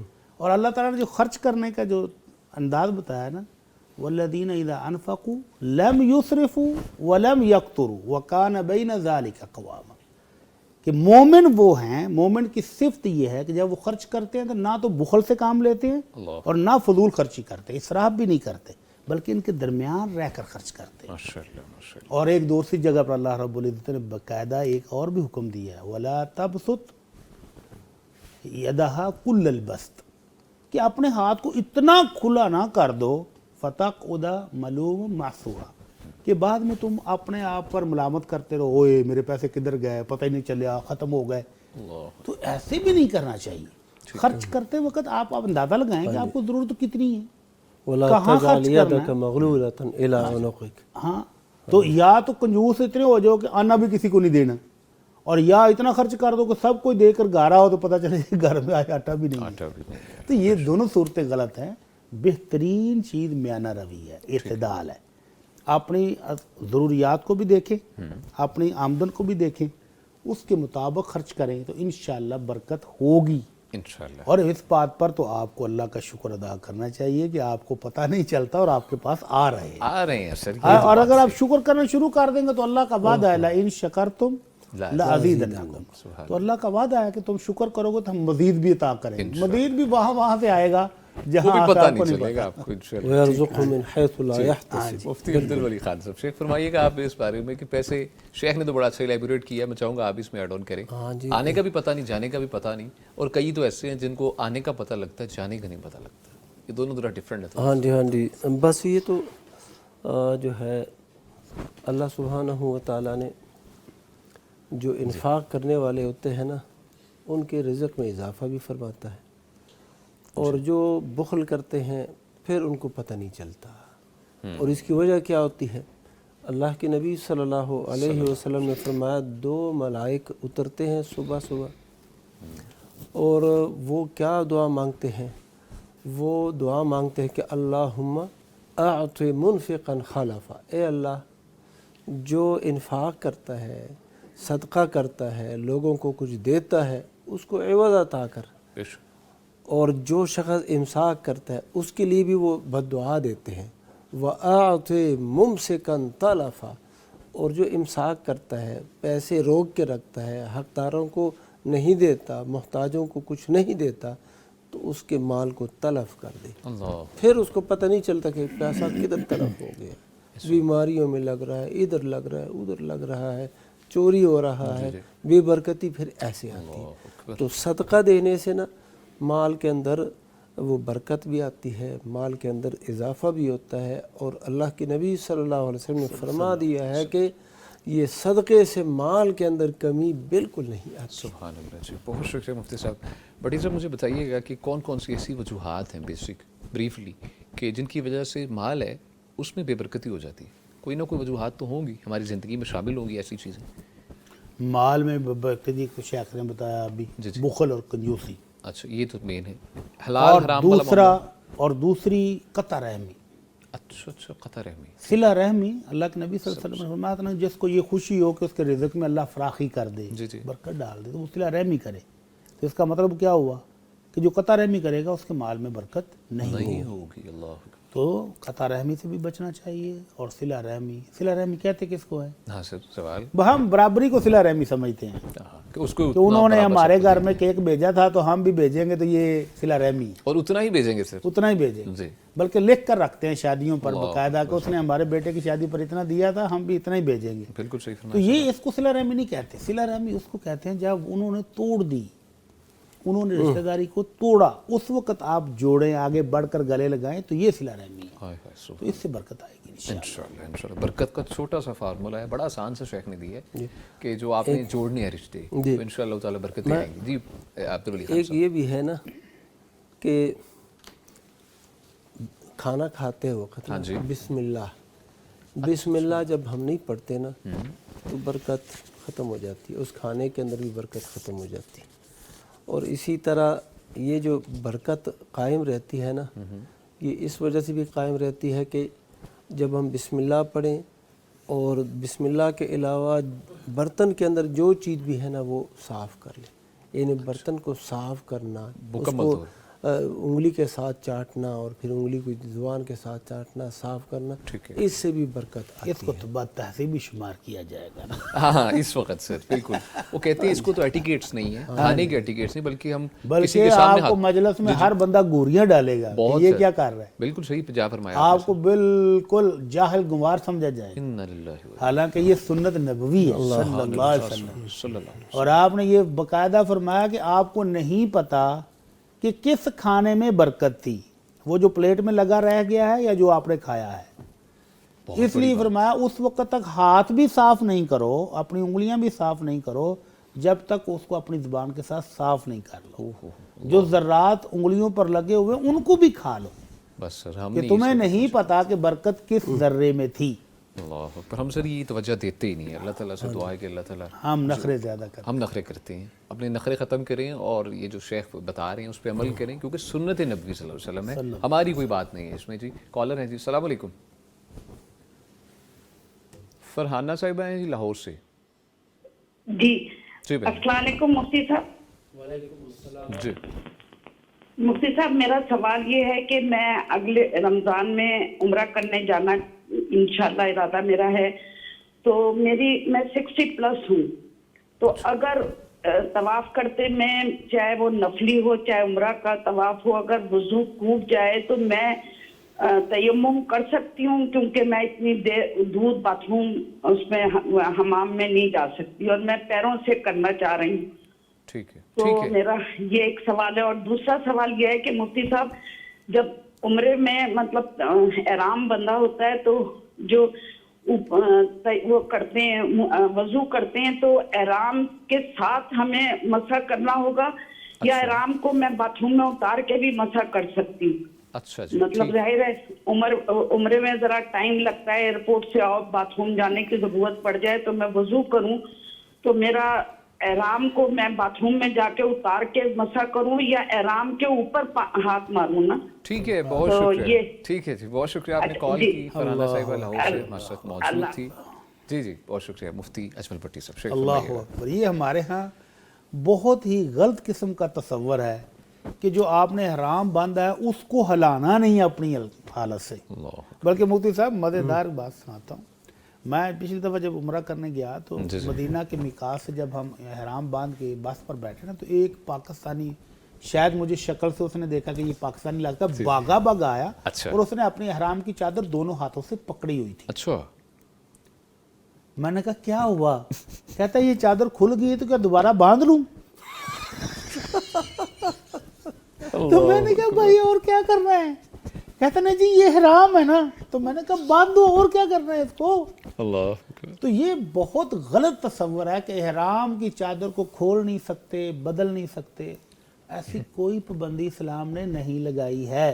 بلکہ اللہ کے نبی صلی اللہ علیہ وسلم کے پاس ایک شخص آیا، اس نے اتنی خوشبو لگائی ہوئی تھی کہ پورا جسم لتھڑا ہوا تھا۔ اچھا، تو آپ نے اس کو باقاعدہ کہا کہ یہ جو چادریں تم نے خوشبو سے لتھڑی ہوئی ہے نا، ان کو جا کر اتارو، چینج کرو اور دوبارہ چادریں پہن کر پھر احرام باندھو۔ تو احرام کھولنے میں بدلنے میں کوئی قباحت نہیں ہے۔ اور یہ جو انہوں نے کہا نا مسح کرنے والا معاملہ، تو اللہ کے نبی صلی اللہ علیہ وسلم کا طریقہ مبارک یہ تھا کہ جب آپ مدینہ سے مکہ مکرمہ آتے تو رات مکہ مکرمہ کے قریب وادی حصبہ یا وادی بطحا میں آ کر رکتے تھے، ٹھیک ہے، صبح اٹھ کر غسل کرتے تھے، فجر کی نماز پڑھتے تھے، اور پھر غسل کرنے کے بعد وضو کرنے کے بعد جا کر آپ عمرہ کرتے تھے صلی اللہ علیہ وسلم۔ تو اس لیے اماں جی نے یہ کہا کہ غسل خانے میں جانا ہے، واش روم کی ضرورت، تو بالکل جائیں۔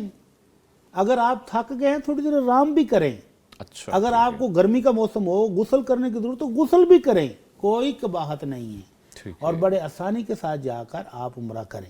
انشاء اور اللہ۔ پھر اماں جی کہہ رہی ہیں کہ اگر طواف کے دوران میرا وضو ٹوٹ جاتا ہے تو مسا تو کوئی بات نہیں، اگر آپ کو واش روم جانے کی ضرورت نہیں ہے جی جی، تو بیت اللہ کے اندر جگہ جگہ زمزم پڑا ہے، زمزم کا 2 گلاس لیں، اور کہیں بھی بیٹھ کر وہاں پر بیٹھنے کی جگہ بھی ہے، پانی نیچے ڈرین بھی ہو جاتا ہے، تو وہاں پر لوگ وضو کر رہے ہوتے ہیں، آپ بیت اللہ کے اندر ہی وضو کر لیں، اچھا ٹھیک ہے، تیمم کرنے کی ضرورت نہیں ہے۔ اچھا پانی کی سہولت بھی موجود ہے اور وضو کرنے کی جگہ بھی اندر موجود ہے، تو آپ وہاں پر بیٹھ کر وضو کر لیں۔ ٹھیک ہے، مفتی عبدالولی خان صاحب شیخ فرمائیے کہ اس بارے میں اگر خاتون زیادہ بڑی ہیں، انہوں نے بولا 60 سال ایج ہے، کر بھی نہیں سکتی، پتہ نہیں کیا معاملہ ہے؟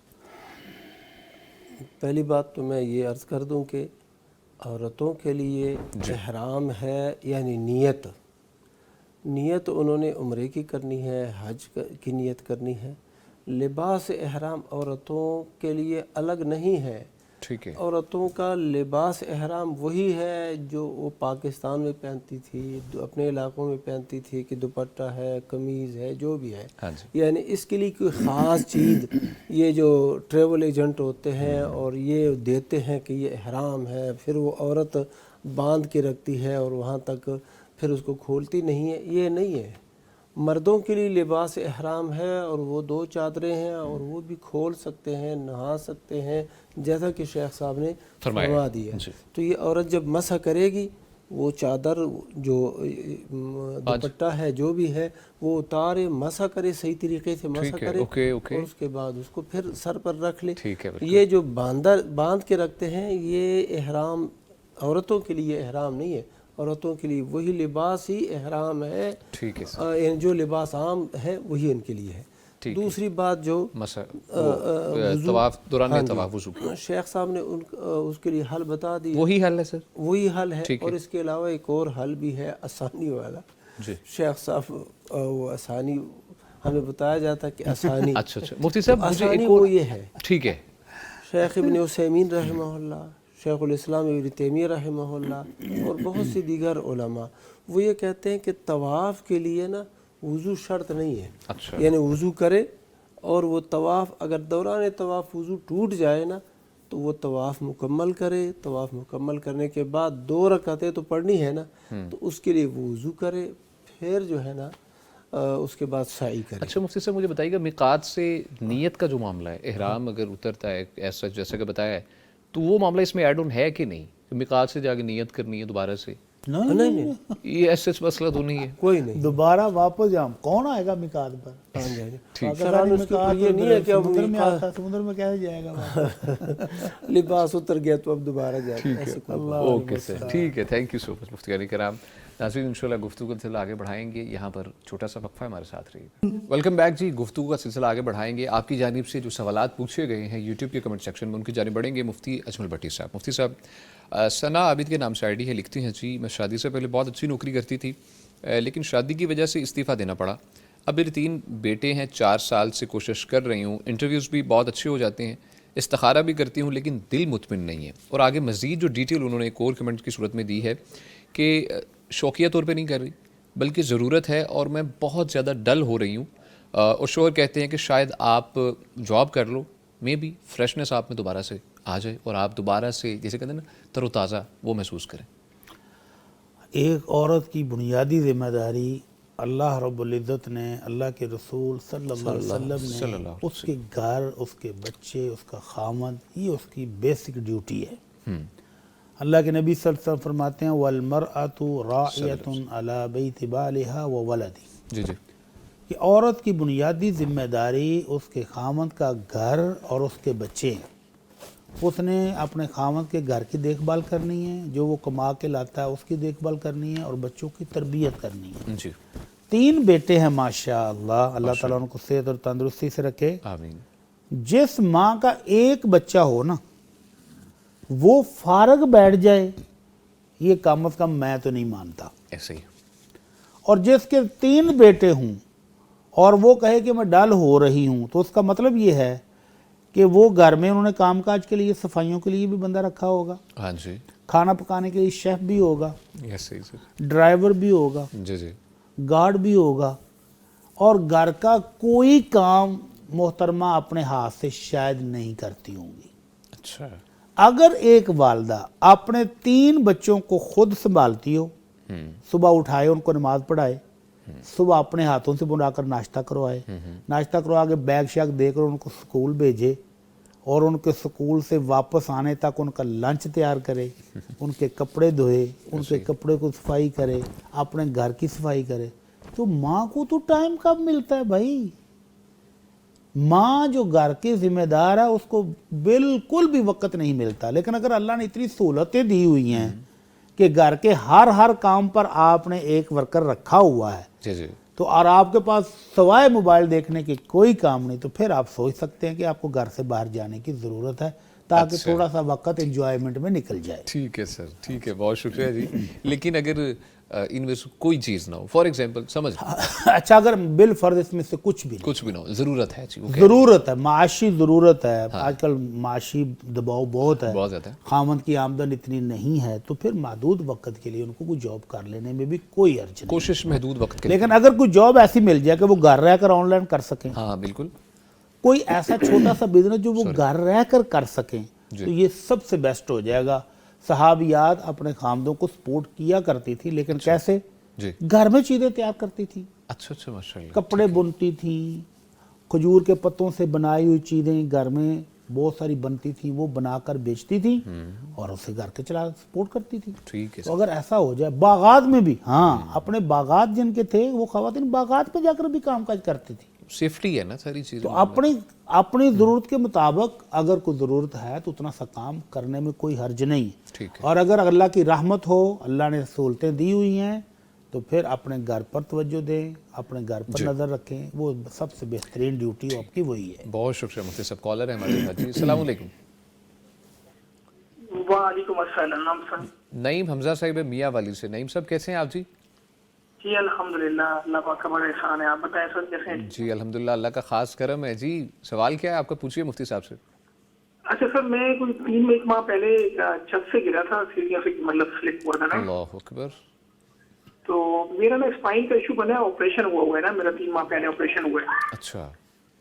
तो अभी ना मैं मतलब कि मैंने मौलाना साहब से ये पूछना था कि मैं जब नमाज वगैरह पढ़ता हूँ ना, तो जब सजदे में जाता हूँ तो मुझे काफी पेन होती है।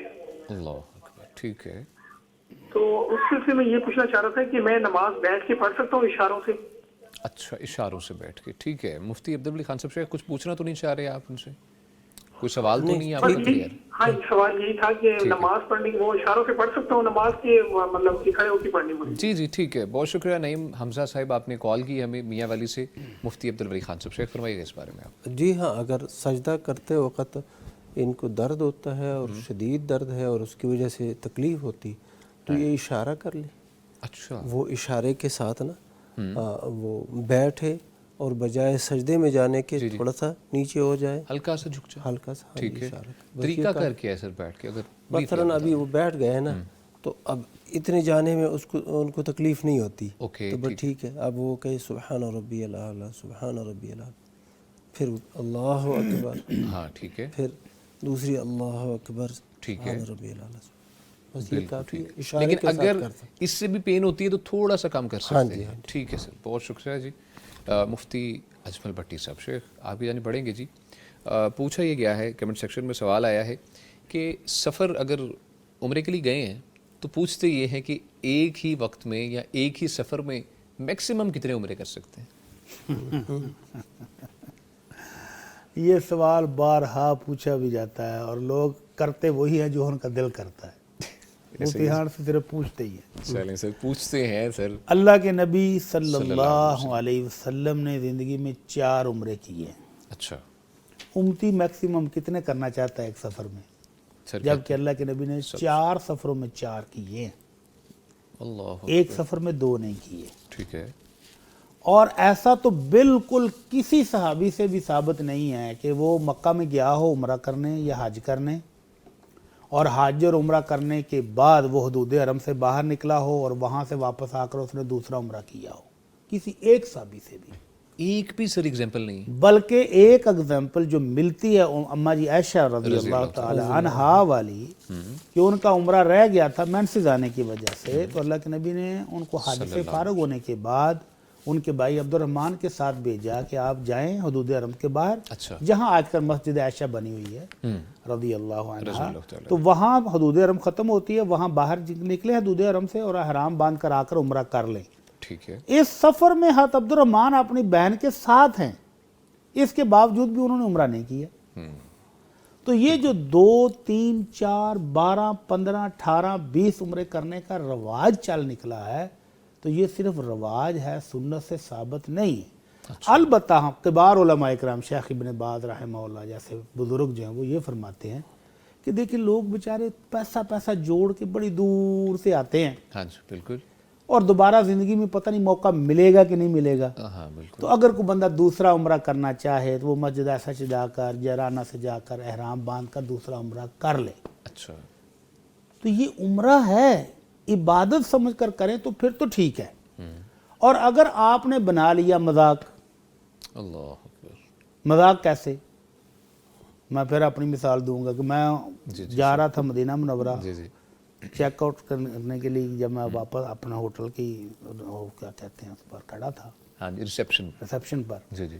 تو ایک پاکستانی مسکرا کہتا ہے حاجی صاحب مدینہ جا رہے ہو؟ میں نے کہا جی میں مدینہ جا رہا ہوں. جانا تو میں بھی ایسی، لیکن میرے کچھ عمرے رہ گئے. اچھا کچھ عمرے رہ گئے. کچھ عمرے رہ گئے. میں نے کہا کچھ رہ گیا کا کیا مطلب؟ سر کے بال تو ویسے کے ویسے ہی ہیں، ایک دفعہ بھی کٹائے لگتا. کہتا جی میں نے 18 کر لیے ہیں، پھپھو کا، ماموں کا، خالہ کا، چچا کا، تایا کا، دادی کا، نانی کا، گن کے بتائے، اور باقی اتنے لوگوں کے ابھی رہتے ہیں. اللہ اکبر. تو اب یہ بندہ عمرہ کر رہا ہے کہ ایکسرسائز دوڑیں لگا رہا ہے نا. عبادت کو عبادت سمجھ کے ایک عمرہ کر لیا جائے تو اچھی خاصی تھکاوٹ ہو جاتی ہے. ہاں بالکل. جوان آدمی کو بھی ہو جاتی ہے. ایسے. تو اگر صرف دوڑے ہی لگائے جا رہا ہے، کوئی نہ دعا مانگے گا، نہ کوئی ذکر اذکار، نہ کوئی اللہ کی عبادت کی نیت، تو پھر تو فائدہ کوئی نہیں. بالکل سر. تو اس لیے سنت کے مطابق ایک سفر میں ایک عمرہ ہی کیا جائے. باقی آپ وہاں پر طواف کریں، آپ وہاں پر نفل پڑھیں، آپ وہاں پر قرآن پڑھیں، آپ وہاں پر دعائیں کریں، آپ وہاں پر بیٹھ کر اذکار کریں. اللہ سب کا ہی اجر دے رہے ہیں بھائی، انشاءاللہ. اللہ قبول فرمائے. ٹھیک ہے، بہت شکریہ مفتی عبدالولی خان صاحب. شیخ فرمائیے گا اس بارے میں آپ بھی.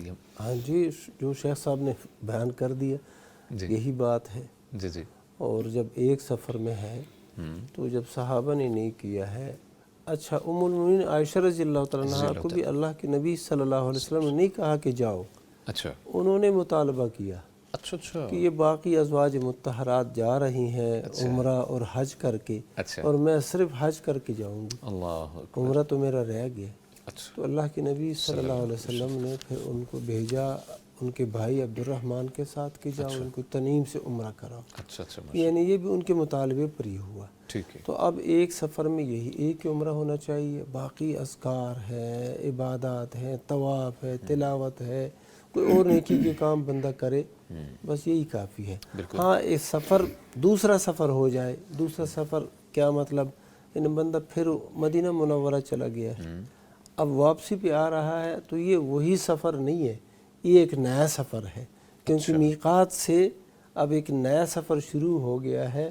تو اب یہ آپ دوسرا عمرہ کر رہے ہیں، اگرچہ پاکستان سے آپ گئے ہیں یا کسی بھی ملک سے گئے ہیں تو وہ سفر تو یہاں سے آپ کا ایک ہی شمار ہو رہا ہے، لیکن شرعی اعتبار سے آپ کا اب یہ دوسرا سفر ہے. اچھا اچھا. ٹھیک. میقات سے باہر آپ جائیں گے، یہ ترتیب ہو سکتی ہے یہ ہاں جی، میقات سے باہر جائیں، کسی بھی وجہ سے گئے، جیسے مدینہ منورہ جاتے ہیں مسجد نبوی کی زیارت کے لیے، دیگر مقامات، تو اب واپسی پہ آپ نے عمرہ کرنا ہے. بلا شک و شبہ یہ جینوین عمرہ ہے. عمرہ ہے سر. ٹھیک ہے جی، بہت شکریہ مفتی صاحب. کالر ہیں جی، السلام علیکم. हेलो अस्सलाम वालेकुम। वालेकुम अस्सलाम। सादिया साहिबा हैं विहाड़ी से। जी बहन पूछिए, क्या पूछना चाहेंगे आप मुफ्ती साहब से? जी मुझे पूछना ये था कि अब रमजान मुबारक आ रहा है तो हम कहते हैं कि आब जमजम को हम शफा के लिए भी यूज करते हैं, जिस मकसद के लिए भी यूज करते हैं जी जी। तो उसमें शफा है। तो अगर कोई रोजे में आब जमजम को आई ड्रॉप्स के तौर पे यूज करता है तो क्या रोजे की हालत में उसको इस्तेमाल कर सकते हैं? अच्छा जी, ठीक है, बहुत शुक्रिया सादिया साहिबा, आपने विहाड़ी से कॉल की।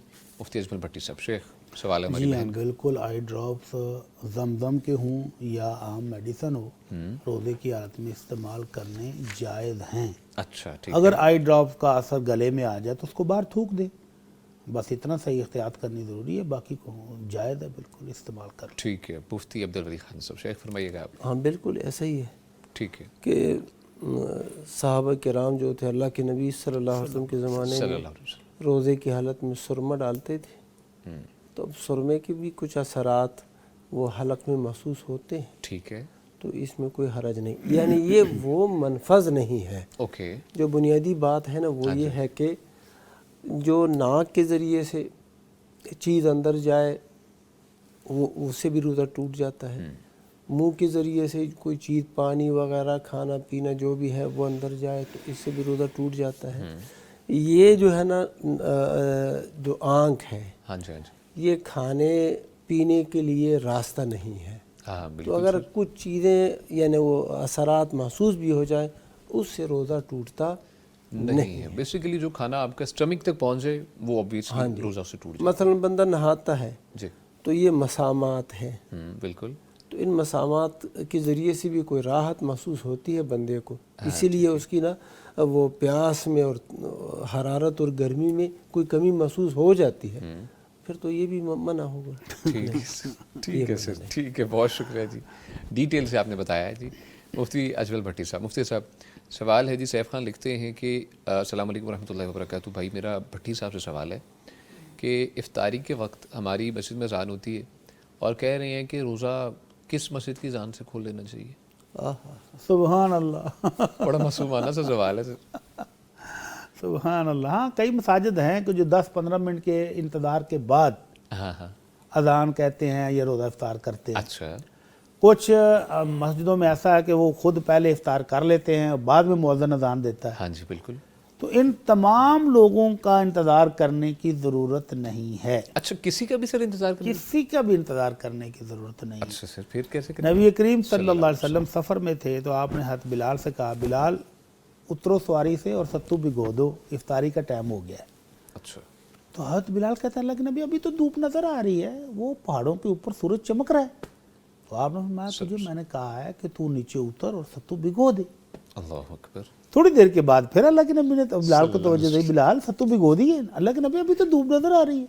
अल्लाह, जैसे अभी हम जहाज देखे ना, हाँ जी हाँ जी, मगरब की नमाज पढ़ के निकले तो जहाज जा रहा हो तो बाद जहाज चमक रहा चमक होता रहा होता है, है। ऐसा धूप है, तो ऐसा है ना कहीं ना बिल्कुल, कहीं, बिल्कुल सर। सूरज हमारे इलाके में गुरूब हुआ जी है। जी, तो अल्लाह के नबी सल्लल्लाहु अलैहि वसल्लम ने फरमाया, जब यहाँ पर सूरज की टिकिया गायब हो जाए और मशरक से अंधेरा आ जाए तो इफ्तार करने वाले की इफ्तारी का टाइम हो जाता है। अच्छा अच्छा, ठीक तो है, इसलिए इफ्तारी का टाइम हो गया है, सत्तू भिगो दो और हमें दे दो। अल्लाह अकबर। तो इसलिए अगर अजान देने वाला अजान नहीं पढ़ रहा टाइम पर, अभी वो रोज़ा वगैरह अपना खोल रहे हाँ जी, हैं हाँ जी, या ऐलान करने में वो इख्तियातन 10-15 मिनट का टाइम खामखा रखे बैठे हैं, हाँ जी बिल्कुल सर। तो अल्लाह के नबी सल्लल्लाहु अलैहि वसल्लम का फरमान है कि मेरी उम्मत उस वक्त तक खैर व भलाई पर रहेगी मा अज्जलुल फितर, जब तक वो इफ्तारी में जल्दी करेंगे। अच्छा, जल्दी करने का मतलब ये भी नहीं है कि सूरज नजर आ रहा हो जो इफ्तारी उसी कर वक्त रहे ही हैं। कर लें, नहीं, सूरज की टिकिया आपके इलाके में गायब हो गई है हाँ जी। तो इफ्तारी का टाइम हो गया है, आप इफ्तारी कर लें। अभी गूगल के टाइम के मुताबिक हमें बता दिया जाता है, कैलेंडर बन गए हैं कि हाँ सर। इतने मिनट पर इफ्तारी हो गई है। बिल्कुल सर, ऐसे ही। सूरज है नहीं नजर आ रहा, बादल है, बादल बिल्कुल, अजान देने वाले भी अजान नहीं दी, बिजली गई हुई है, लाइट नहीं है, अजान नहीं हुई, जी जी, तो क्या आप बैठे रहेंगे? नहीं, आप घड़ी देखें, टाइम हो जाए तो इफ्तारी कर लें। बेसिकली अजान के साथ इसको नहीं अटैच करना इफ्तारी को, अजान अपने के वक्त के साथ। साथ इफ्तारी का कोई तल्लक नहीं है। अच्छा अच्छा अच्छा, ठीक है sir, thank you so much, बहुत शुक्रिया। मुझसे सब कॉलर हैं अगेन हमारे साथ ही। अस्सलाम वालेकुम। वालेकुम अस्सलाम, रहीला साहिबा लाहौर से हैं। जी बहन, आपका क्या सवाल है, पूछिए। मेरा सवाल ये है कि जो रोजा या अजान को चुल के खोला जाए या उससे पहले भी खोला जा सकता है? اچھا ٹھیک ہے، بہت شکریہ رحیلہ صاحب، آپ نے کال کی لاہور سے.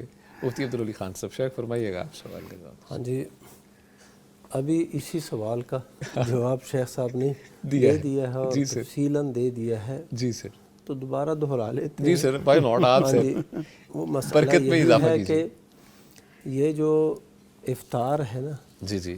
یہ رات شروع ہو جانے اور سورج کے غروب ہو جانے کے ساتھ اس کا تعلق ہے. اچھا ٹھیک ہے. ایک بندہ ہے وہ صحرا میں جا رہا ہے، جی سر. یا جیسے کہ لائٹ گئی ہوئی ہے یا آبادی سے وہ دور ہے، اب اس کو اذان کی آواز سنائی نہیں دیتی، تو اب وہ کیا کرے گا؟ روزہ نہیں توڑے گا، افطار کرے گا. وہ کیسے افطار کرے گا؟ اسی طریقے سے افطار کرے گا کہ سورج غروب ہو گیا ہے اور رات شروع ہو گئی ہے، بس یہ وقت ہے. ٹھیک ہے. تو جن مساجد میں وقت پہ اذان ہوتا ہے، یعنی افطار کے عین ٹائم پر، اس اذان کا انتظار کیے جائے. اور جو تاخیر کرتے ہیں تو پھر تاخیر کی ضرورت نہیں ہے، بس آپ فوراً افطار کر لیں اور اسی میں خیر اور بھلائی ہے. ٹھیک ہے سر. یہ اس میں بندے کو یہ ہوتا ہے نا کہ اللہ سبحانہ و تعالیٰ نے کھانے پینے سے روکا ہوا تھا اس بندے کو، اب جیسے ہی اجازت مل گئی ہے، اب اس کو ضرورت تھی، یہ پیاسا تھا، یہ بھوکا تھا، لیکن اللہ نے منع کیا تھا تو کچھ بھی نہیں کھاتا تھا. لیکن جیسے ہی وقت ہو گیا ہے، اللہ نے اجازت دے دی ہے، اب یہ دیکھو اس کو ضرورت ہے تو کھا رہا ہے. اور اگر یہ نہیں کھا رہا وقت ہو جانے کے بعد بھی، تو اس کا مطلب تو یہ ہے کہ آپ کو کوئی ضرورت نہیں ہے، یہ نہ پیاس ہے، نہ بھوک ہے، نہ کوئی سلسلہ ہے. اللہ کی اجازت کا تمہیں کوئی وہ خیال ہی نہیں، فکر ہی نہیں کر رہا. فکر ہی نہیں کر رہا. ٹھیک ہے سر، بہت شکریہ جی. مفتی اجمل بھٹی صاحب، شیخ ہماری بہن ہے، پوچھتی ہیں جی میری شادی وٹا سٹا کی ہوئی 20 سال کی عمر میں، مجھے ممانعت کا علم نہ تھا، مگر اب میری سسٹر ہر ماہ ناراض ہو کر آ جاتی ہے. مجبوراً مجھے بھی اپنی بیوی اپنے سسرال چھوڑنے کا کہا جاتا ہے. بیسیکلی 20 سال ہمارے بعد بھائی کا ہے. ٹھیک ہے، 20 سال بعد. اور میں نہ چھوڑوں تو والدین مجھ سے ناراض ہوتے ہیں اور کہتے ہیں کہ تم اپنے آپ کو بڑا سمجھتے ہو اور نافرمان. بڑا سیانا ہو گیا. بڑا زیادہ ہو گیا. بالکل سر. پہلی بات تو یہ ہے کہ یہ وٹا سٹا ہے ہی حرام. اچھا سر، حرام ہے. جی ہاں، اللہ کے نبی صلی اللہ علیہ وسلم فرماتے ہیں لا شغار فی الاسلام، اسلام میں وٹے سٹے کی گنجائش ہی نہیں ہے سر. اور دوسری روایت میں نہا رسول اللہ صلی اللہ علیہ وسلم شغار، اللہ کے نبی صلی اللہ علیہ وسلم نے وٹے سٹے سے منع کیا. اور جب آپ منع کر دیں تو منع کرنا آپ کا اس کے حرام ہونے کی دلیل ہوتا ہے. تو یہ 20 سال کے بعد ان بھائی صاحب کو پتہ چل گیا، تو پھر پتہ چلنے کا فائدہ کیا ہوا ہے؟ اب تو نہیں، بالکل صحیح کہا. نہیں، اب ان کو پتہ چل گیا ہے نا، تو اس پتہ چلنے کے بعد ان کو فائدہ کیا ہوا ہے؟ کچھ بھی فائدہ نہیں ہوا. کچھ بھی نہیں سر، کچھ بھی فائدہ نہیں ہوا، کیونکہ انہوں نے عمل تو پھر بھی نہیں نہ کیا. ہاں بالکل. فتویٰ کبار علماء کرام کا یہ ہے کہ جب ان کو حرمت کا پتہ چل جائے تو فوراً ان کو جدا جدا کیا جائے. سر ہاں جی. اب مسئلہ یہ ہے، ہمارے ہاں مسئلہ یہ ہے جی، دونوں کے بچے ہیں، جی 20 سال ہو گئے شادی کو، اب بچوں کا کیا ہوگا؟ کیا ہوگا؟ بچے کدھر جائیں گے، فلاں کدھر جائے گا؟ تو بھائی جب اسلام نے حرام کیا تھا تو تم نے شادی کرتے وقت پوچھنا تھا نا. اللہ اکبر. بلکہ آپ کو کئی لوگوں نے روکا بھی ہوگا کہ وٹا سٹا نہ کریں. ہاں، کل کو بہت زیادہ آپ کو مشکلات وٹا فیس کرنی سٹا عموماً لڑائیوں کا بنیاد ہوتی ہے کہ انہوں نے ہماری بیٹی کو کچھ کہا تو ہم ان کی بیٹی کو ماریں گے، انہوں نے ہماری بیٹی کو کچھ کہا تو ہم بھی جواباً یہ کریں گے، اور وہی وہ ہو رہا ہے. ہاں جی بالکل ایسے ہی. اب یہ بھائی صاحب جو اصل مسئلہ وہ تو انہوں نے پوچھا نہیں، ہم ایسے ہی بتا رہے ہیں ان کو. جو انہوں نے پوچھا وہ یہ ہے کہ والدین ناراض ہوتے ہیں کہ آپ بھی اپنی بیوی کو کیوں نہیں چھوڑ کے آتے. ہاں جی بالکل. تو اس سلسلے میں اللہ کے نبی صلی اللہ علیہ وسلم کا حکم یہ ہے کہ لا طاعت المخلوق فی معصیت الخالق. جہاں اللہ کی نافرمانی ہوتی ہو وہاں مخلوق کی کوئی فرما برداری نہیں ہے، خواہ وہ والدین ہوں، خواہ بہن بھائی ہوں، خواہ بیوی ہو، خواہ خاوند ہو، کوئی بھی. ٹھیک ہے. اوکے. تو والدین اگر کوئی اچھا حکم دیں اسلام کے مطابق تو بیٹے پر ماننا ضروری ہے. ٹھیک ہے. والدین کی خدمت کرنا ضروری ہے، لیکن اپنی بیوی سے قطع تعلقی کرے، خام خواہ بلا وجہ اس کو دکھ دے، تکلیفیں دے، اس کو میکے بھیجے، یہ کوئی عذر نہیں ہے ان کی بات ماننے کی. ٹھیک ہے. اس سلسلے میں بیٹا بالکل حق بجانب ہے، اپنی بیوی کو گھر رکھے اور والدین سے پیار سے معذرت کر دے معذرت کر لے کہ اگر آپ کی بیٹی اپنے گھر میں خوش نہیں ہے تو میں کیوں بھیجوں بھائی. پہلی بات تو یہ ٹھیک ہے سر. اور دوسری بات انہوں نے پوچھی نہیں ہے تو اس لیے ہم نہیں کرتے. اچھا ٹھیک ہے سر، انشاءاللہ بہت شکریہ. کالر ہے جی ہمارے ساتھ. السلام علیکم. وعلیکم السلام. منیر احمد صاحب ہیں جی لاہور سے. جی منیر احمد صاحب کیسے ہیں آپ جی؟ جی اللہ کا کرم ہے، شکر ہے. جی سر. مفتی صاحبان کو میرا سلام عرض. جی سوال کیا ہے سر پوچھیے. میرا سوال یہ ہے کہ میرے دوست نے مجھ سے آج یہ ذکر کیا کہ وہ سفر پہ گئے اور تقریباً اپنے گھر سے 50-60 کلومیٹر کا انہوں نے سفر طے کیا. اچھا. وہاں پر انہوں نے قصر نماز جو ہے وہ ادا کی، اثر کی، ٹھیک ہے. سوری ظہر کی. ٹھیک ہے. تو انہوں نے ظہر کی نماز جو ہے 2 فرض جو ہیں وہ ادا کی جماعت کے ساتھ. اچھا ٹھیک ہے. تو انہوں نے اسی وقت عصر کی نماز بھی پڑھ لی قصر. ٹھیک ہے.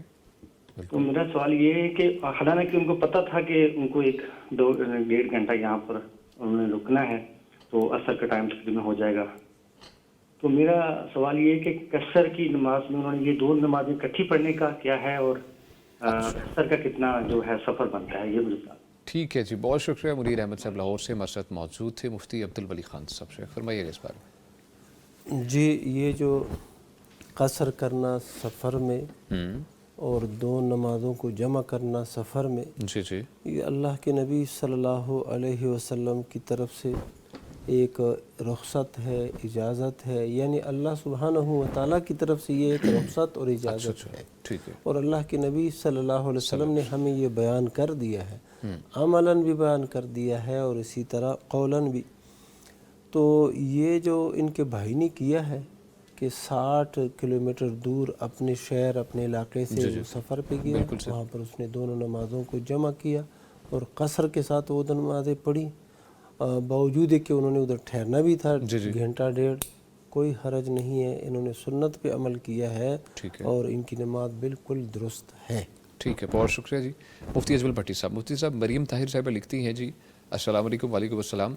2 رکعت سنت میں سورۃ اخلاص 1 کی بجائے 3 بار پڑھ سکتے ہیں سر؟